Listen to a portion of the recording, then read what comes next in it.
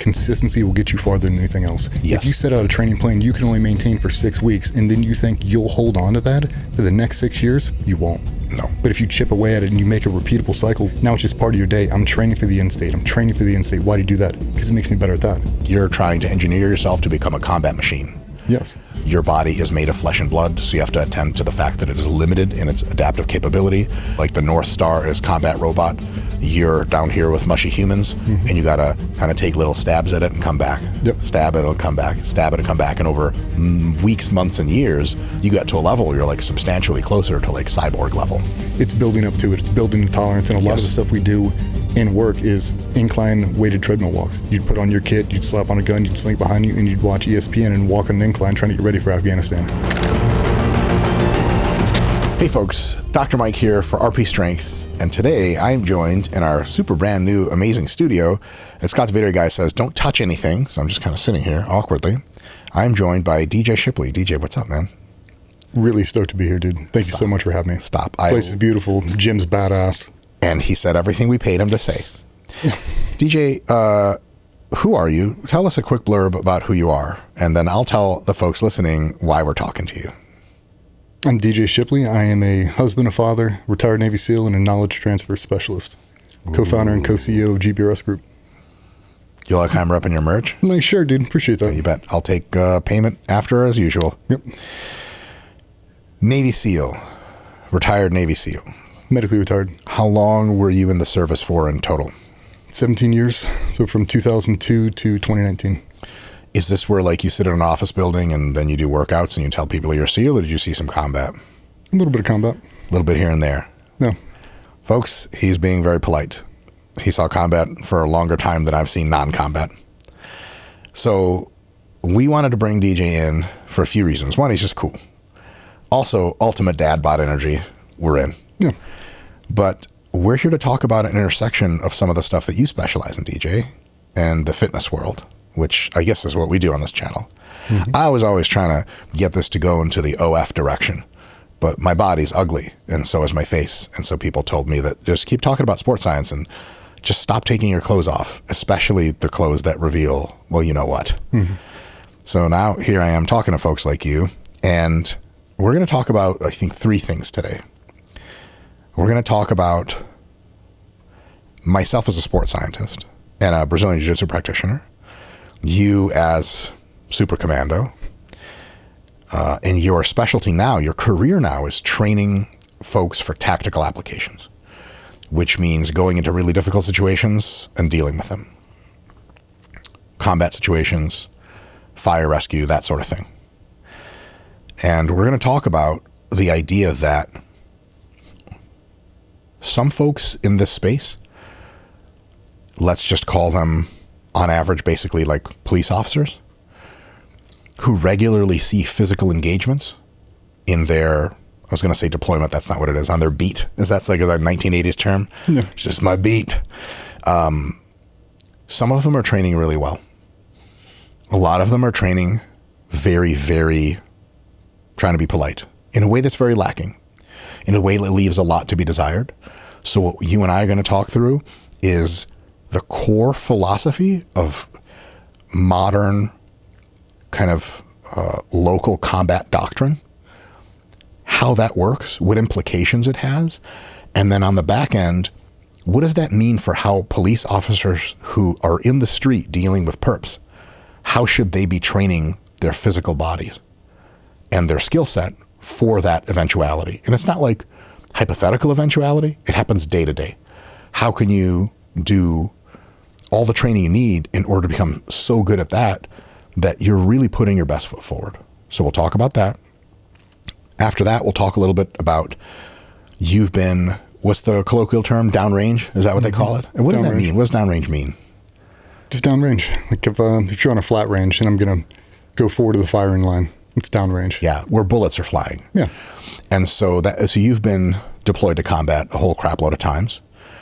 And I'm going to ask you a bunch of questions about what is the fitness scene like for people who serve in the U.S. military here stateside at decently well-equipped foreign bases on Allied soil, and then also like in a foxhole that you dug with a shovel Do you bring like a dumbbell in there? Is there a protein bar available? We'll talk all about that.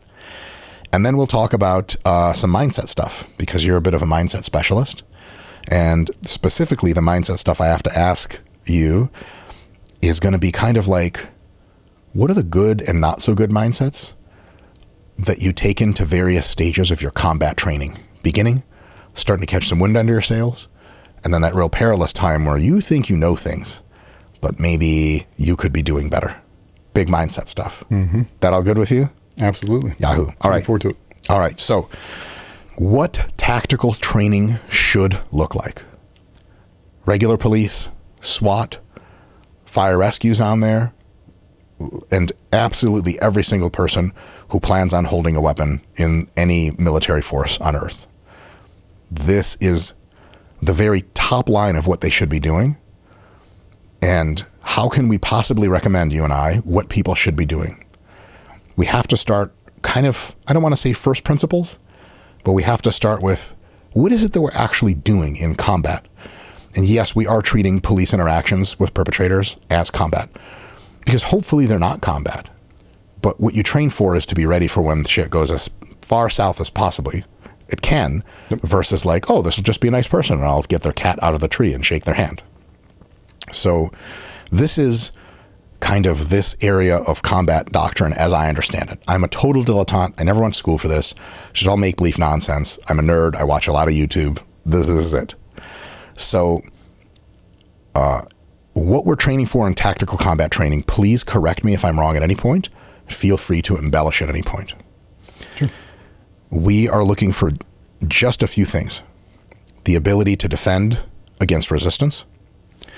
The ability to move freely around resistance, which means away from it. So you have to be able to haul ass. Like your physical body has to be able to haul ass. Let's say you're a cop. You get out of your vehicle. You draw on what you think is one individual. Turns out it's a gang. Now you're getting 4 guys shooting at you. You have to be able to egress quickly. If you physically can't move your body really fast, it's going to be a bad time. You have to be able to move around resistance. Someone is holed up shooting at you. You got to be able to move laterally in order to get the good angle on them. And you have to, what do you guys call it? Pushing up. Yep. You got to be able to move toward resistance. And generally, the more athletically you can move in those circumstances, the higher the probability that things go not very poorly for you. Agreed so far? Agree. You're also training. So far we're like, okay, so you're just like an athlete. You're like a track runner or a gymnast, all same. Yeah, same. But there's another layer, which is the ability to impose coercive or deadly force against resistance. And coercive force just means like putting someone down to the ground, putting them into handcuffs. Deadly force means the obvious. Mm-hmm. And in modern combat doctrine, or sort of combat theory, the way that this works is in concentric circles that start at your body and move out. So the closest combat you can possibly have to yourself is grappling, jiu-jitsu, wrestling, judo, etc. About a few feet out is striking, kicking, punching, etc. You can't grab them, but you can sure as shit punch them or kick them. With police forces, punching and kicking is looked down upon. With combat operations, yeah, if you can't get to a knife or whatever, like that's what's going to be happening. So far, so good? Yeah, sometimes you got to be able to create space. For sure. That's the way to do it to strike. Yes. We're talking about also becoming able to use handheld weaponry, non-projectile weaponry, knife, club, whatever it may be.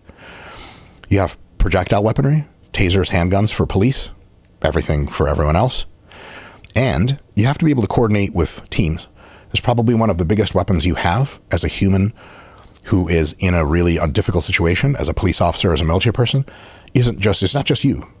Sometimes it is. A lot of times it's, what team assets do I have next to me? How do I communicate with the guys? How do I get other guys to come help me? And that means fellow local responders. You have potential for kind of distant responders, like if you have sniper cover, that's really nice. And of course, not so much for police, but more for military guys.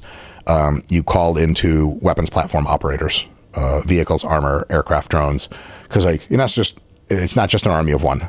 You could be like, there's a lot of shit in that building we don't like, get rid of it. Mm-hmm. Shit happens. That's all of what you do in combat. Yep. More or less. Other than medical and evac procedures and comms, is there anything left over? Is there any Planning kind and of training for combat? contingencies. What's an example of a contingency?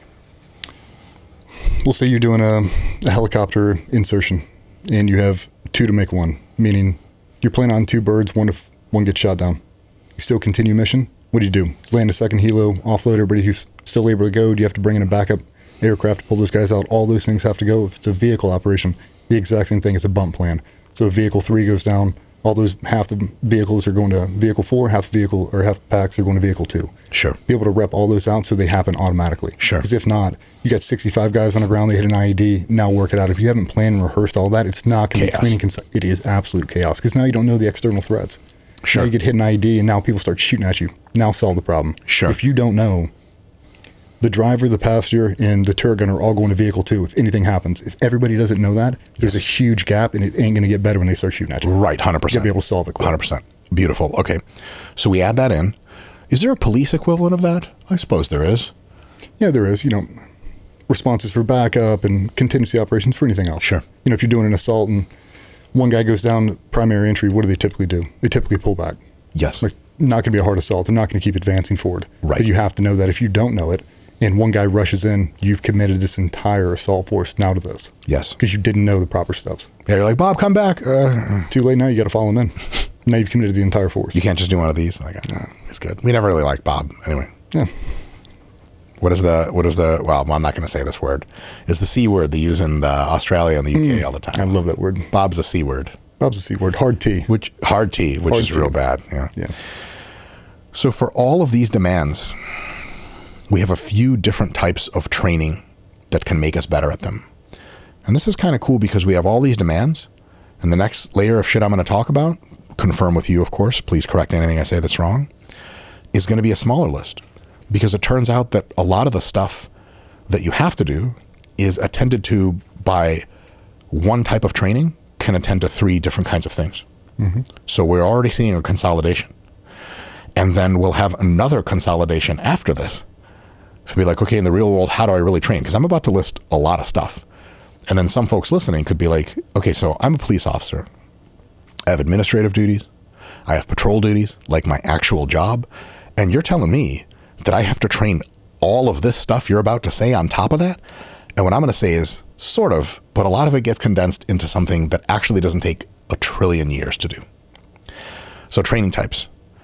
Whole body strength power for all movement. Your body has to be able to exert high forces and rapidly if necessary.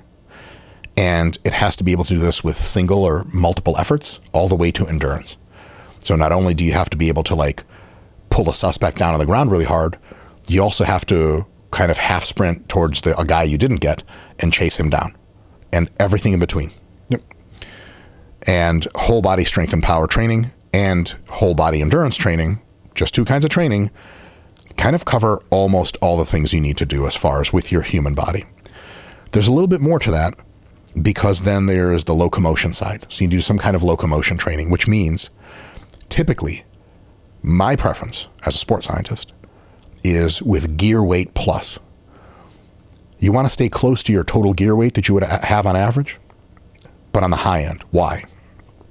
Correct me if anything of this just makes no sense in the real world. Good. You don't want to train light because when you have full gear on, nothing feels the same. You're slower. You get tired faster. You can't jump onto that windowsill like you used to because you have all your shit.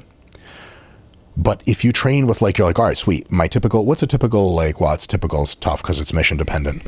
How much weight are you carrying? What's your loadout as far as average? Are we talking about 20 pounds of shit? Are we talking about 80 pounds of shit? Are we talking about what? Somewhere between, depending on the mission set, call it 50 to 80. 50 to 80. Yeah.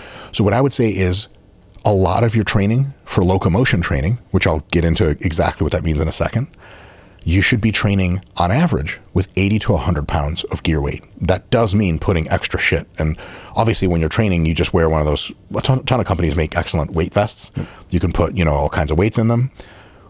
Why not train with 150 pounds?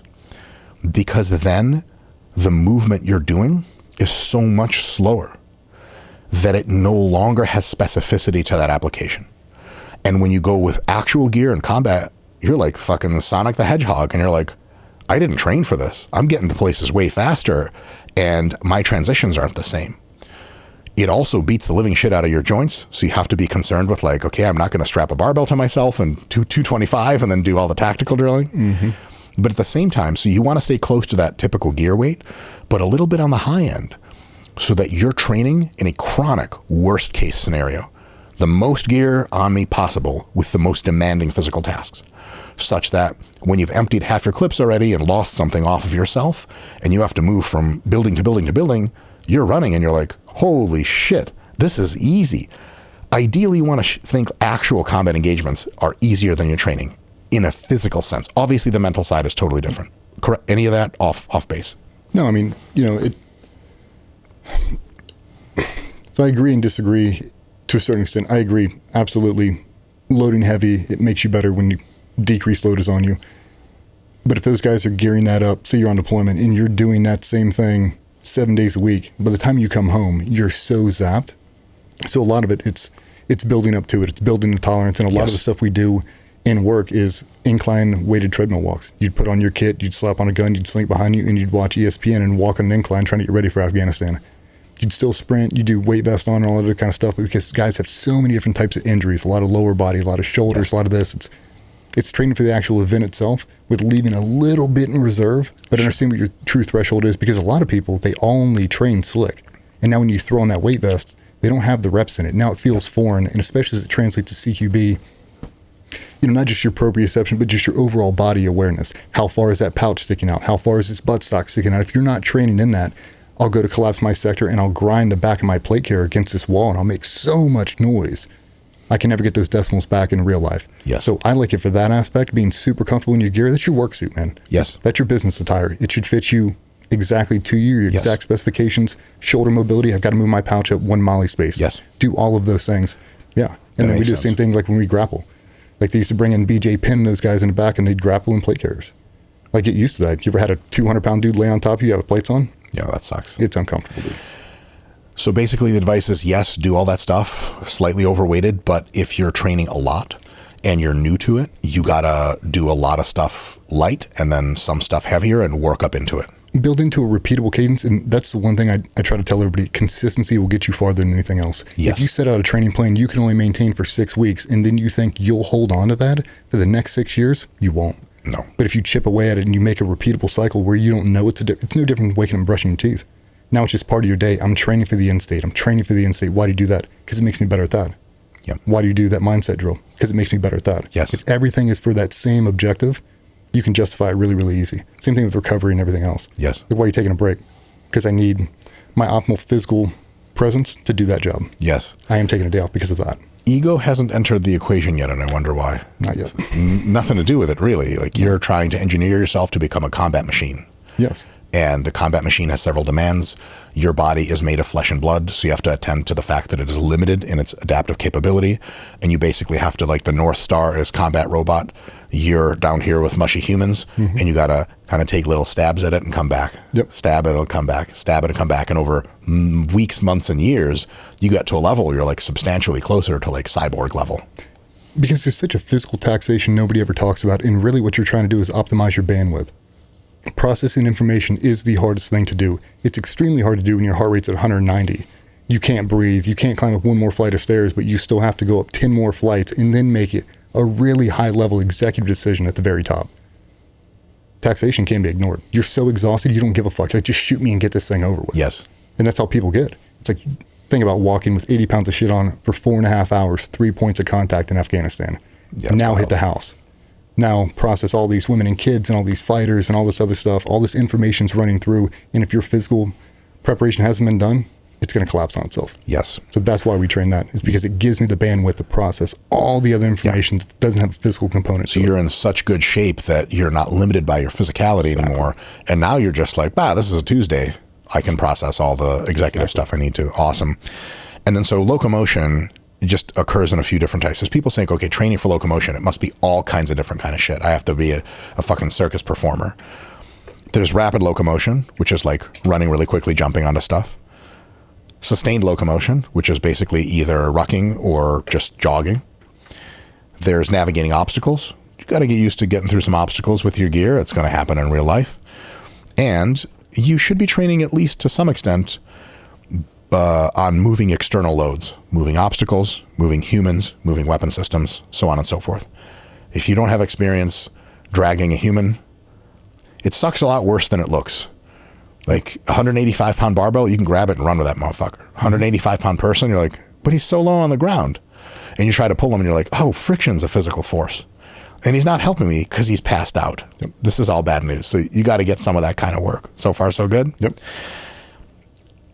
Combat. So far you got to train something for whole body strength power. Some kind of locomotion training. With no guns involved. Regular folks can do this. Mm-hmm. Then there's direct combat training. So grappling, which includes takedowns and restraint, especially for police officers. You have to know how to do takedowns. Well, I suppose, like, I'm not talking about police department hiring requirements in the United States because you don't have to do any of this shit. But I don't want to go on a limb and say maybe you should have to, but we're gonna take that whole administrative thing and wipe it clean. As an individual police officer listening to this, how good do you want to be at your job? If the answer is as good as possible, you're going to want to be really, really proficient with taking people down and restraining them.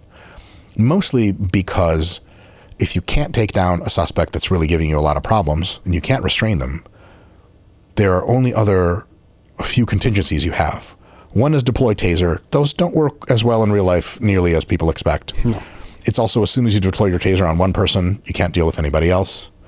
Some people don't, they just shrug off the taser, sufficient layer of clothing, like leather jacket, taser doesn't work. People die when they get tased. That's a lot of paperwork. Yep. After taser, you have call backup, but you should be in comms all the time anyway. The thing is, backup could be so far away that you got 5 minutes, just you and this guy in a Walmart aisle. Mm-hmm. That's it. No one else is coming to help you. So backup's kind of like a ghost, you know? When it finally shows up, hey, it's all good. But until it shows up, you got to be ready for that shit. So far, so good? Yep. And then if taser doesn't work, it's your weapon. And that's a lot of paperwork. And also moral conundrum. Like, if there's someone clearly on meth that is otherwise a decent human being able to single leg them, switch them over, put them in handcuffs, they just have a rough night in jail. And then later they're like, dude, I'm so sorry. You're like, yeah, just lay off the meth. Mm-hmm. That's a guy you know. It's Jim from your community. This is a very different story and very different dreams you'll have for the next 10 years of your life. If Jim has a razor blade in a Walmart and he's still on meth and you can't competently take a person down because you're not confident in that skill set, or you try and he kind of just, his shirt comes off and he shrugs you off because he wrestled for a year or something, you might have to shoot Jim to death. That's Jim from down the street. You're going to be thinking about Jim a lot. If the police clears you for coming back to service, you may never be a cop again. Not all police shootings go so well for the police officer. So far, so good? Yep. Grappling's a big deal. Yes, I am a jiu-jitsu brown belt, et cetera, so I seem biased. But like, I watch a lot of body cam videos. My wife and I, as a hobby, I talk to a lot of police officers. Police work in relatively high crime areas is really like a running start grappling competition 9 times out of 10. The fact it's not mandatory blows me away. Insane. So there's going to be a lot of grappling, folks. Yep. Striking. Mostly striking is reserved for people in combat operations. Mm-hmm. I think it's like some combination of illegal or unethical for police to strike someone. Some kind of emergency kind of leg kick situation might be a situation, pushing, etc. But grappling really takes care of most of the combat hand-to-hand you'll have to do as a cop. Agreed, disagreed? How much striking proficiency do we want out of patrol officers? I mean, in a perfect world, it's better to have and not need. Definitely, for sure. Not have.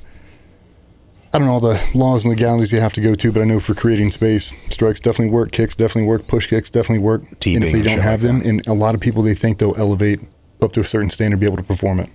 In my opinion, you won't. And what humans naturally do, they grab you. So now, yes, you can be the world's best striker. If you shoot in on a double and I pick you up over your fucking head, it's kind of over for you. Like, in my opinion, if you only had to have one, grappling's the best solution for those guys. Yes. So grappling is super important. Then we have competency with handheld weaponry. Mm-hmm. I mean, yeah, with a police officer, that means the baton. That's it. You're not allowed to cut people. Are they still carrying batons? Usually not. Yeah. So very situationally dependent. But for folks listening to this who are in armed combat abroad, etc., handheld weaponry is a big deal. So proficiency with knives, etc. Then you have projectile weaponry. So projectile weaponry in this case, learning how to put your gun up, get sight picture, consider whether or not to pull the trigger. Yep. That seems like a simple set of steps, and it really kind of is.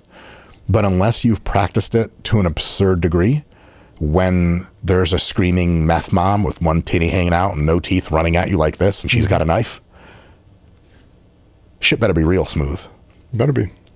And sometimes it isn't.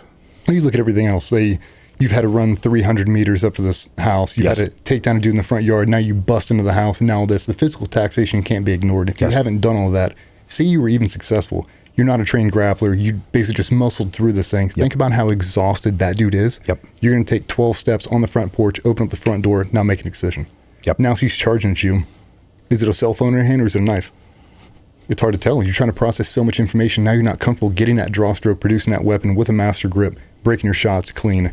Now you don't know. Or you get people with no physical capability whatsoever, and the only tool they can go to is the pistol. The lifesaver. But now they're not trained enough to actually perform with it. Yes. And now, you've got the court of public opinion that's going to be against you. You're going to be in front of the man. You'll be on CNN and Fox News. You have a bad shoot. And now you look at the fact that most police departments are shooting 250 rounds a year or less.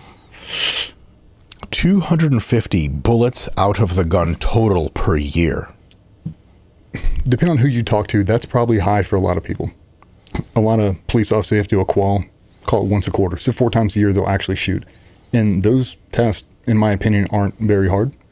You'd be surprised how many people don't pass them. And it's not their fault. It's the system's fault for not giving them all the tools, not giving them updated weaponry, not giving them the right holsters, the right optics, the right ability to train, enough funding to train.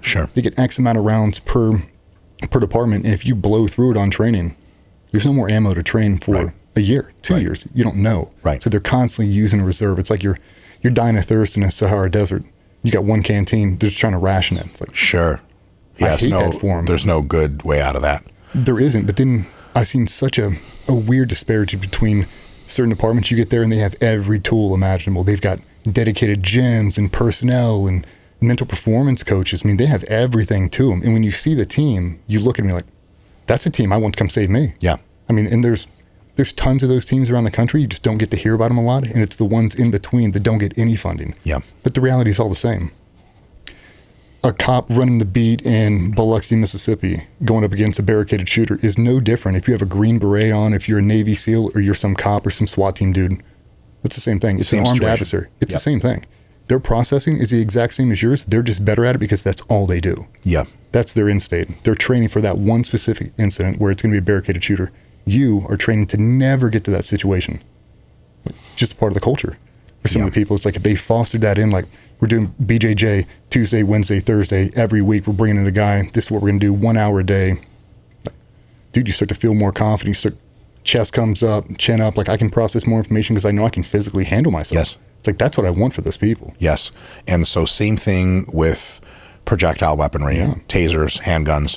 You have to be in it, dry runs or with live ammo, whatever combination gets you enough reps in multiple shooting angles, scenarios, etc., so that you can do the thing and have, like you said, as much bandwidth left over. If it's alien to you to draw your weapon and to pull it up, that's where your bandwidth goes. But if that's completely automated, as you're doing it, you're assessing the situation. And you're like, that's a pregnant lady. That's a psycho with a knife. As opposed to just... You see the exact same thing in CQB. So about room clearing in and out of buildings. The guys that do the best on a flat range almost always do better in the house because they're not thinking about the shot sequence. They're not thinking about safety manipulations and height over bore aspects or anything. They're just searching for angles and distance, dynamic entries, driving to the corner, collapsing their sector, and the shot sequence sounds exact same way it does on a flat range. You get a guy who isn't comfortable. They hold the rifle weird. Everything looks choppy. They're very fidgety. They're very unsure of the next foot they're going to take, next step they're going to take, and you can see it. It telegraphs horrible body language. So you have to be good at shooting fundamentals, period. So that's what we do. That's our very first block. We bring everybody on the flat range, even the teams that don't want to do it. I know all you guys out there are going to watch us. That's why we build it in. But you get guys who don't.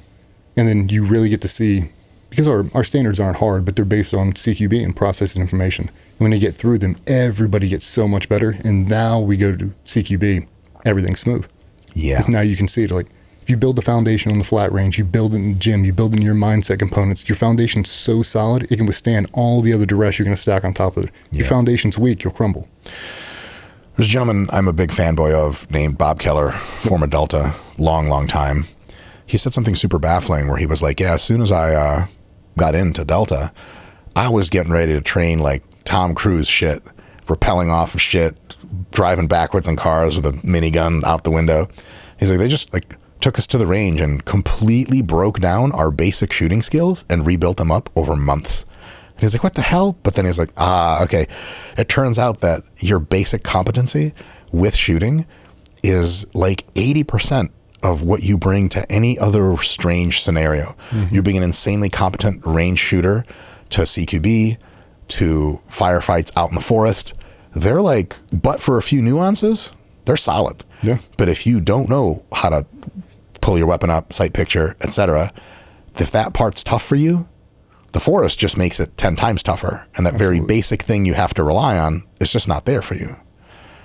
True. I mean, it is. Like, when we went through selection and training, it's not uncommon. We do a huge CQB block. It's basically 8 weeks long.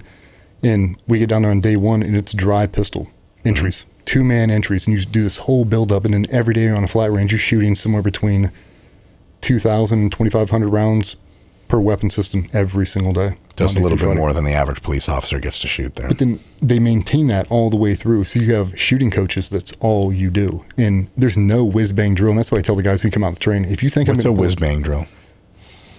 It's a drill you make up in your mind you think that Oz created. And once you do this one drill, you're going to hit some Bob Keller status.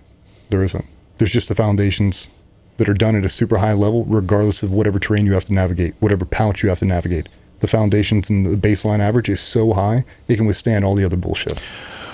This is a little bit of a preview of where we get to in a second, but this is really actually super good news. Another piece of good news I have to layer into this is when you're training for grappling as a police officer, let's say, or as a person in the military, you don't need to train an arsenal of different moves, different guard entries, different takedowns and judo throws. You need one good shot to the legs, one good judo throw, one good guard pass, if we even call it that. No one in the street knows what a guard is. Just one Toriano pass, knee on belly, mount, back take. That's like 4 moves. And whatever single leg, double leg, whatever you like to do, whatever fits your body best and you figure out in the first several weeks, you just get real good at that. Because when you see a suspect and he's resisting you, he's not a D1 wrestler. No. This is an inside single and he's fucking toast. And so because the fundamentals of shooting are simple, but you need to train them so much, and the fundamentals of grappling are really simple, you just need to train them a bunch, it's not actually like a ton of different stuff. Because people think like, oh yeah, so I got to become a black belt in jiu-jitsu. I got to be able to, get into any gym and teach the girls how to do like triangle from 3 different positions. Absolutely not. You won't be triangling anyone out in the street, I hope, good God. I hope not. And then you don't need to become John fucking Rambo at shooting. You just need to become super, super proficient with the basics on all of these. And it's not going to take up 90 hours a week or some crazy shit like that. But understanding that that basic core is the priority is also really clarifying, because it's like, oh, this is the stuff that really is high ROI. Yep. Decent? Oh, yeah, for sure. We'll skip the stuff for actual operators. Projectile weaponry gets a bit more complex, different weapon systems, transport systems, vehicle operation, observation, communication, teamwork, that kind of stuff. Not a huge deal. Different kind of transfer for police officers. There's ancillary stuff like medical, orienteering, survival. That is all not.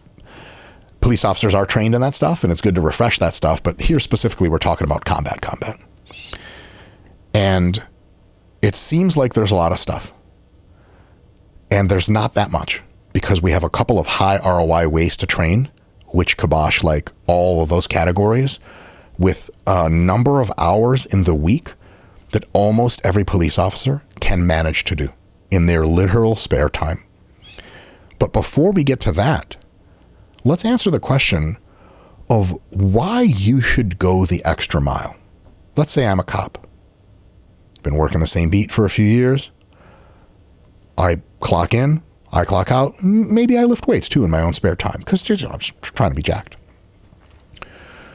Why do I want that next level of proficiency with my weapon, with my hands, with my ability to move around? I have a few ideas, and I'd love for you to really remark on how this works in the real world. You ready? Yeah. So fundamentally, it's so you can be better at your job. And I know that sounds strange, but that's really, really important because police officers, in my mind, have perhaps one of the most important jobs in all of the history of civilization, keeping the peace. Once you've been to places where there is no peace currently, is it like a place that you can live and work and your kids can go to school? No. Without peace, nothing exists that's worthwhile, more or less. Nothing you want to go to. Nothing you want to go to, unless you really like gunfights, and then that's exactly where you want to go. Yeah.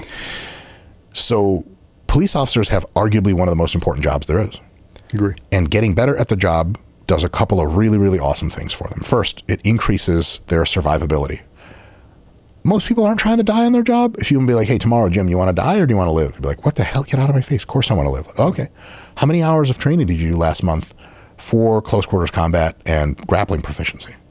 You may get an interesting answer to that question. Be like, so are you actually trying to survive or not? Because one of the things that baffles me, and I mean this with 1,000% due respect, is police officers absolutely put their literal lives on the line every day. It's more than I can say for myself. But some of them seemingly don't train for that eventuality. What do you think about that? I think that's because they haven't been bitten by reality yet. You see the guys that have lost guys that have been in bad shoots, or they've been stabbed, they've come really close to dying. They have this motivation for training bug that kicks over, and then everybody below them becomes a byproduct of that. Mm-hmm. So if you go to a team, I'll just throw one out there, that LAPD SWAT. If you roll into that team, it is at such a high level because they understand the reality. You're forced to adopt the reality. You're never going to have an easy day on that team because you don't have an easy job, and they know it. If you go to middle America, 1,500 people in your hometown, and you get there and the culture is not like that. Like, we haven't had a shooting here in 54 years.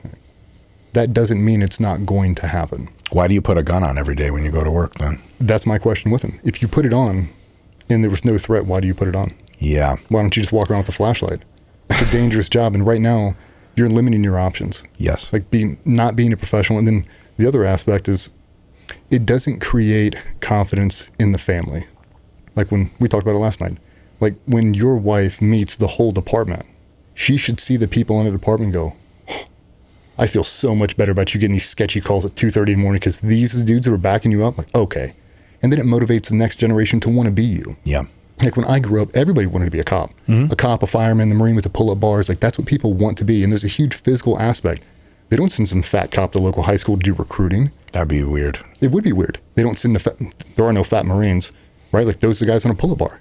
Those are the guys you want to be. You're motivating everybody else, and it shows them it is cool to serve. It is cool to be a patriotic American, and it is cool to be in shape and be an absolute professional. That's what you want. And it breeds confidence when people see you. When you spill out of that squad car, sloppy, all your shit's untucked, like they see you're an easy target. When a dude spills out and he That's looks really like a he's thing, a pro. yeah? Yeah. So perps will basically from an evolutionary subconscious logic, assess are you the alpha ape or not? Of course they are. Like how many times have you been mugged? 0. Exactly. I've tried a whole lot. Right, no one seems to look at me the same. Yeah, like if you look at guys who are big, in shape, they look aggressive, they got cauliflower ears and big ass forearms, like people don't mug you. Yeah. They mug people they can. Yeah. It's the same thing. And they look at that guy and they go, that dude ain't got nothing for me. Yeah. And they make a move. Yeah. And so if you're a cop, you're jacked, you're lean, you arrive, you raise your voice, people shut the fuck up real quick. If you're out of shape, they're like, do I really need to shut up? Exactly. Well, you gonna make me? Like, oh, man. Well, I have a gun, but they know that the use of that gun is really tentative. So yeah, a lot of that people build it up in their mind that it's going to be 7 days a week. Like I have to be a professional bodybuilder, a CrossFit champion. I've got to do this. Like, dude, it is so maintainable. If you make it part of your everyday routine, like you won't even know. We're talking 30, 40 minutes, an hour, 3 days a week, dude. And you can change the whole trajectory of your life. Like we talked about it last night. If I could make every single police officer take a BJJ class for 365 days, 3 days a week, you would be one of the best, most capable police officers in the nation. Oh my God. Normal people can't hang with you, dude. No. And that'll give you so much physicality to be able to move people through time and space against their will. That is a superhuman feat that most people cannot do. Yeah.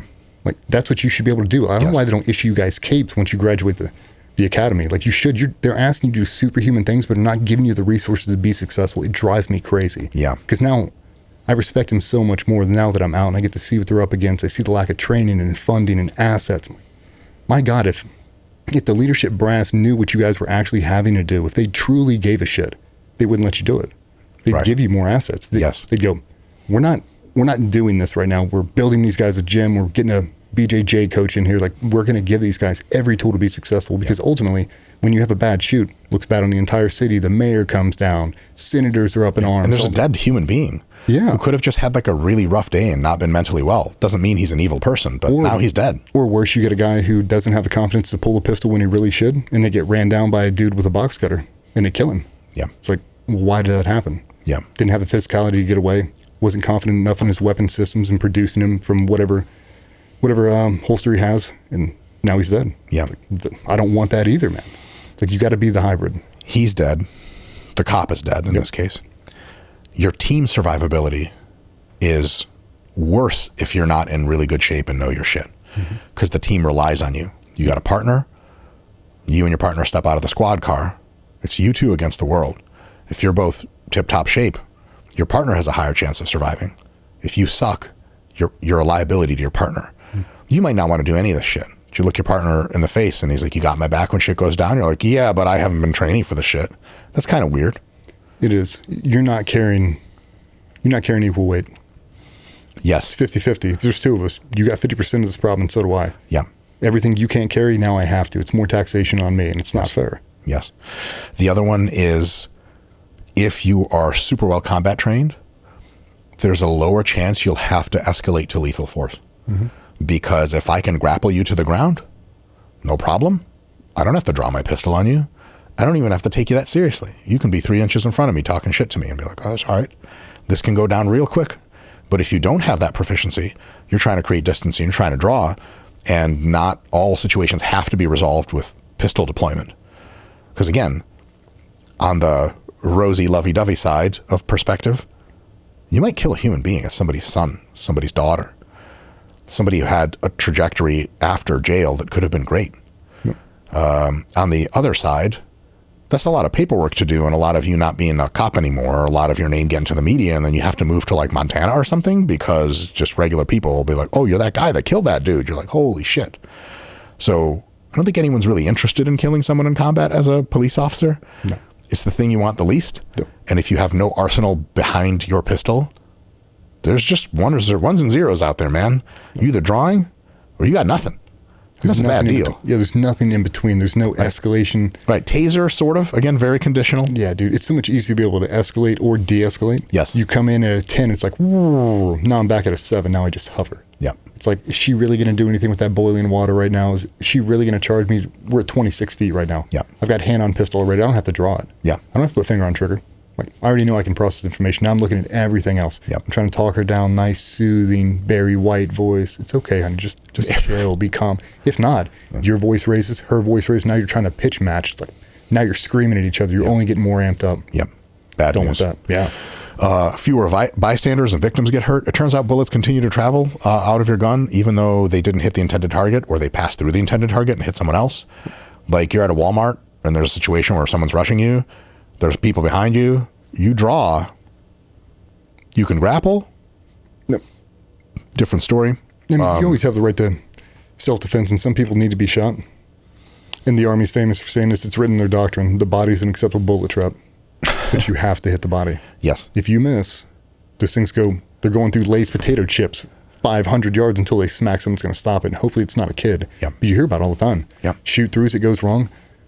And from what I've seen, pistol calibers don't traditionally pass through that easy, especially if you put them in center thoracic cavity. That's what you need to be able to do. But if you're not confident enough to make it, I mean, you see it. Suboptimal grip, they just close their eyes and just squeeze, and they think they're going to make it. And unfortunately, now you can see it. You can see it on CCTV, other body cams, and they're not trained. It's like the system put them in that suboptimal position. Sure. Yeah, real bad news. Yeah. And I guess at the end, like, you're better at doing your job as a police officer, which means you have a more stable, free, and prosperous community and world. Like, if you have a low crime area because you're fucking good at your job, that's a great thing. Yeah. And so why train really hard when you're a cop is like, there may be no more compelling reason to train hard than being a cop versus being like maybe a special forces guy. But if you ask like an NFL player, why train hard? It's like, well, it's just for millions and just more pussy or whatever and more glory. Like, well, that doesn't, not nearly as good of a reason as keeping your community safe. Mm-hmm. Like, so in my view, a lot of police officers, maybe most, ones that see the street, should be understanding themselves as professional police athletes. Yes. That's what you do. And pro athletes have a pretty rigorous training schedule, and it's not just clock in, clock out. There's more that has to be done. Luckily for our purposes, not infinitely more, but more. Yep. All right. So that's a lot of stuff. It seems like, holy shit, I could be training all fucking day. This is crazy. However, there are highly, broadly applicable police tactical training subcategories that, to your earlier point, don't require a ton of time in the week. But if you can consistently do them and get really good at them, you don't have to do a lot of different kind of stuff. Super quick list. One is resistance training. If you lift in a way that's centered around strength training, mostly sets of 5 to 10, occasionally higher reps. Maybe if you get advanced with some hypertrophy, sort of muscle growth specific elements, maybe with some power elements, throwing medicine balls really hard at walls, but even that's not required. Just basic strength training, multi-joint movements, pushing, pulling, picking things up off the ground, shit like that. Really only 3 or 4 different types of movements you're doing.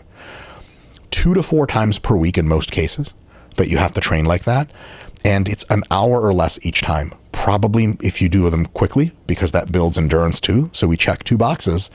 You're talking about 30 minutes, 3 to 4 times a week. And all of a sudden, after a few years, you're just way more strong, way more jacked, way more endurant than almost everyone you'll ever meet in the street and grab with your own 2 hands. Yep. That covers a lot of bases. It does, man. The physicality cannot be ignored. And it doesn't, if people look at it, they see a dude that looks like you or whoever else, and they're like, I can never do that. But you don't have to. You don't have to. No, God, no. You need to have a functional skill set to complement your job that allows you the bandwidth to process more information. Like right now, like moving humans through time and space against their will is a superhuman quality you need to possess. Yes. I don't care if you're a 135-pound female police officer, you're a dude that's 260. You have to be able to move people around against their will. Yes. And so just core resistance training several times a week for 30 minutes, 40 minutes at a time, majorly checks that box in a way that you don't need to like tell your family to fuck off. You're not a pro bodybuilder or some crazy shit like that. Movement training, preferably with gear weight, beyond your usual dynamism and duration that you would see in your actual situations. Break a sweat, move a ton, get into uncomfortable positions, move into a crouch, from laying down, standing up, moving around obstacles with tons of shit on you and weapon or simulated weapon. You do that 2 to 3 times a week for 20 minutes at a time, huffing and puffing the entire time. That's all the cardio you will ever need for 95% of your police work, 99% of your police work. We're not even to a total of 4 hours of training extra on top of what you normally do per week yet. And we've covered movement and resistance training. We do the same thing. We bring in guys to train. We do a physical component, a lot of lower body, upper body dissociation, do a lot of hip mobility stuff because guys, they get in these precarious situations. Like, congratulations, you dropped into that hole. Now you can't get out of it. Now without using your hands, like you get the hips moving. Now it affords you more options, more opportunity to change position, be under control, not just falling into a position. I can fall in control. I can rebound out of it. But you have to practice it. And to your point, if you make it part of your routine, it's not very hard, man. Like, it could be part of your warm up. Yes. And now you've knocked it all out. Now your hips are moving, better for grappling, better for everything else. Yes. But it's got to be part of the routine. Next up, grappling training. 30 minutes, 3 times a week on the core move set. 1 or 2 takedown options, 1 or 2 guard pass options, really just 1. How to mount and control, how to back take and control, and how to apply handcuffs from those positions. There's just not a whole lot more to it. Takedown defense is something you'll develop just in live training, and just a couple tips like knowing how to sprawl or knowing how to lower your center of gravity. Also, like, very few people on the street are competent takedown artists. So just knowing how to drop your center of gravity and doing the ankle pick reflex off that's it. Like, no one's going to drop you on the street. It's just nonsense. So 30 minutes, 3 times a week of grappling training, good grappling training. On top of all this, we're getting to a place where we're training 4 or 5 hours a week extra. That literally means 1 hour a day, 5 days a week, weekends off. You're already after several months of doing this, at a proficiency that leaves almost all other of your fellow police officers completely behind forever. Sounds pretty good ROI to me. It's what I've been doing my whole life. I've gone 5 days a week since 2002. Never missed a session outside of a significant injury, but you make it maintainable, repeatable, and then you start subbing in whatever you need to. Yes. So if we're going to go to Afghanistan, I sub out maybe a lot of the combatives training, then I sub in more incline treadmill walks with heavy load. Because there's tons of mountains over there. Yeah, trying to get my legs conditioned to it. You swap it out, but that block, and a lot of guys, they can't find it throughout their day, and they're like, oh, I'll do it after work. No, you won't. Not unless you're super disciplined. And if you were, we wouldn't be having this conversation. Right. Like sometimes, and I don't want to advocate sacrificing your sleep, but a lot of that, you're sleeping through your opportunity. Yeah. If you'd be more disciplined to go to bed earlier. Yes. Wake up earlier. Like, get a home gym. Dude, it doesn't have to be much. Get a couple kettlebells and send it in the garage. You know what I mean? Like, you could get some stuff done. Tons of 7 a.m. jiu-jitsu classes. I used to roll with cops all the time. Usually your jiu-jitsu class will have some weights. Yep. You do that. You get with a couple other cops 2 times a week to do some shooting drills, some running drills with gear. You're kind of squared away. And your confidence goes through the roof, man. And you can see it you see cops on the street all day long. Which ones are confident, which ones aren't. Yeah. Which ones know they can handle this whole situation, and the ones who are just, God, get me the fuck out of here, dude. It's weird to be a cop and ask God to get you the fuck out of here, where you literally signed up to do exactly and only that. And it sucks, but I blame that on the culture of whatever team they're coming from. Sure. It's like they didn't foster that be a pro mentality. Yeah. Like when he checked in, this is what the standard is. The standard is standard till someone exceeds it. When that group exceeds it, become a dynasty. I always say that, and I believe it's true. If you set a team that has a certain reputation, a certain prereq to join that team, it makes you want to join that team. And then once you're a part of it, you just naturally adopt. You're like, sure. Well, this is the standard. The only place it's going is up from here. Sure. Let's keep going. So getting a couple of guys together from the department and doing this kind of stuff with them, probably pretty smart. Damn right, because then it grows. Yeah. Then 3 turns to 4, 4 turns to 10 really, really fast. Like, didn't you see Brian and Josh? Like, dude, they've been hammering it lately. Yeah. Yeah, they're crushing us on a flat range. Like, let's go join them. Okay. Yeah. And it multiplies. Then all of a sudden, you can change the entire culture of that whole team by just one dude who's super motivated. He's like, I am not sitting around with this status quo. I'm not doing this. Sure. Elevate the whole group. DJ, this is something where I just don't know anything about this. How much shooting training per week, as far as time, can get you competent, and keep you competent? That all depends, and I hate to say that. Dan Horner from Sig Sauer, we had a conversation. He goes, there's a very different progression for people that shoot over 10,000 rounds a year and people that shoot under 10,000 rounds a year. And I believe that to be true. If you're only able to shoot 250 rounds a year and you're not training on your own in some capacity, in my opinion, there is no progression for you that's going to matter. If you're not doing dry fire ad nauseum to make up the difference, and if your foundation isn't good enough to understand, every dry rep you do, you have a suboptimal grip. You're not actually finding the sights. You're making contact with the trigger way too late. You don't know where the wall is. You're not confident in reload procedures and slide lock malfunctions, all of this. You're basically just burning reps just to burn them. It's like, but if you can add that in, and let's say on Saturday, your active recovery day, you're going to wake up at 7 a.m., go to your local range, and you're going to shoot for 1 hour.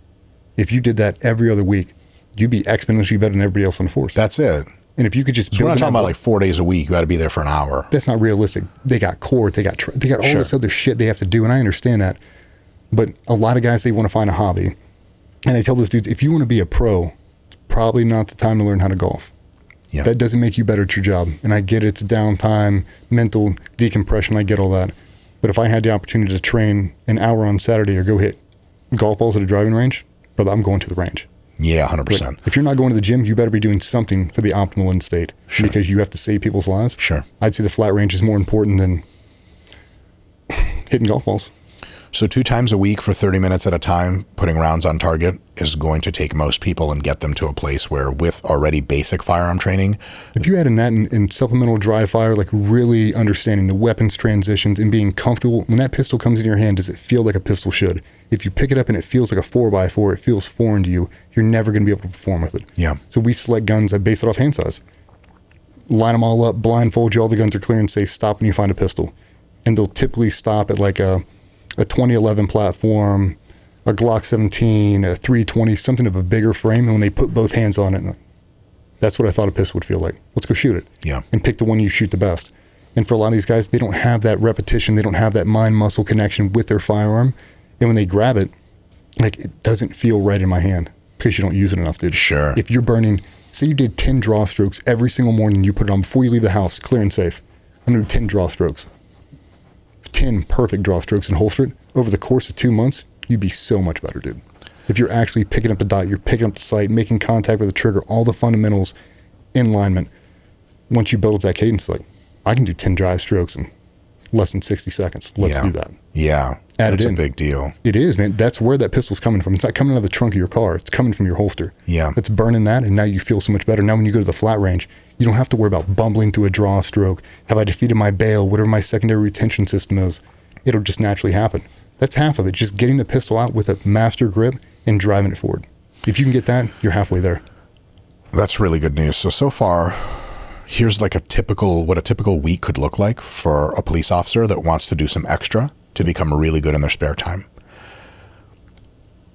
3 grappling sessions, just at a jiu-jitsu gym. Mm-hmm. You tell the instructor what you need, they'll hook you up. A lot of times you get your guys together. A lot of times the police department will help. Sometimes they won't. You get some of the guys together. You do some grappling. There's actually a great Instagram page called BJJ Cops. And they go around and teach police officers how to do the basics of Brazilian Jiu-Jitsu for things like turning a suspect over and putting handcuffs on and like, where do you put the knee, so on and so forth. So just in any just basic jiu-jitsu is already, you don't even need a specialized police officer jiu-jitsu. Just take a jiu-jitsu class 3 times a week.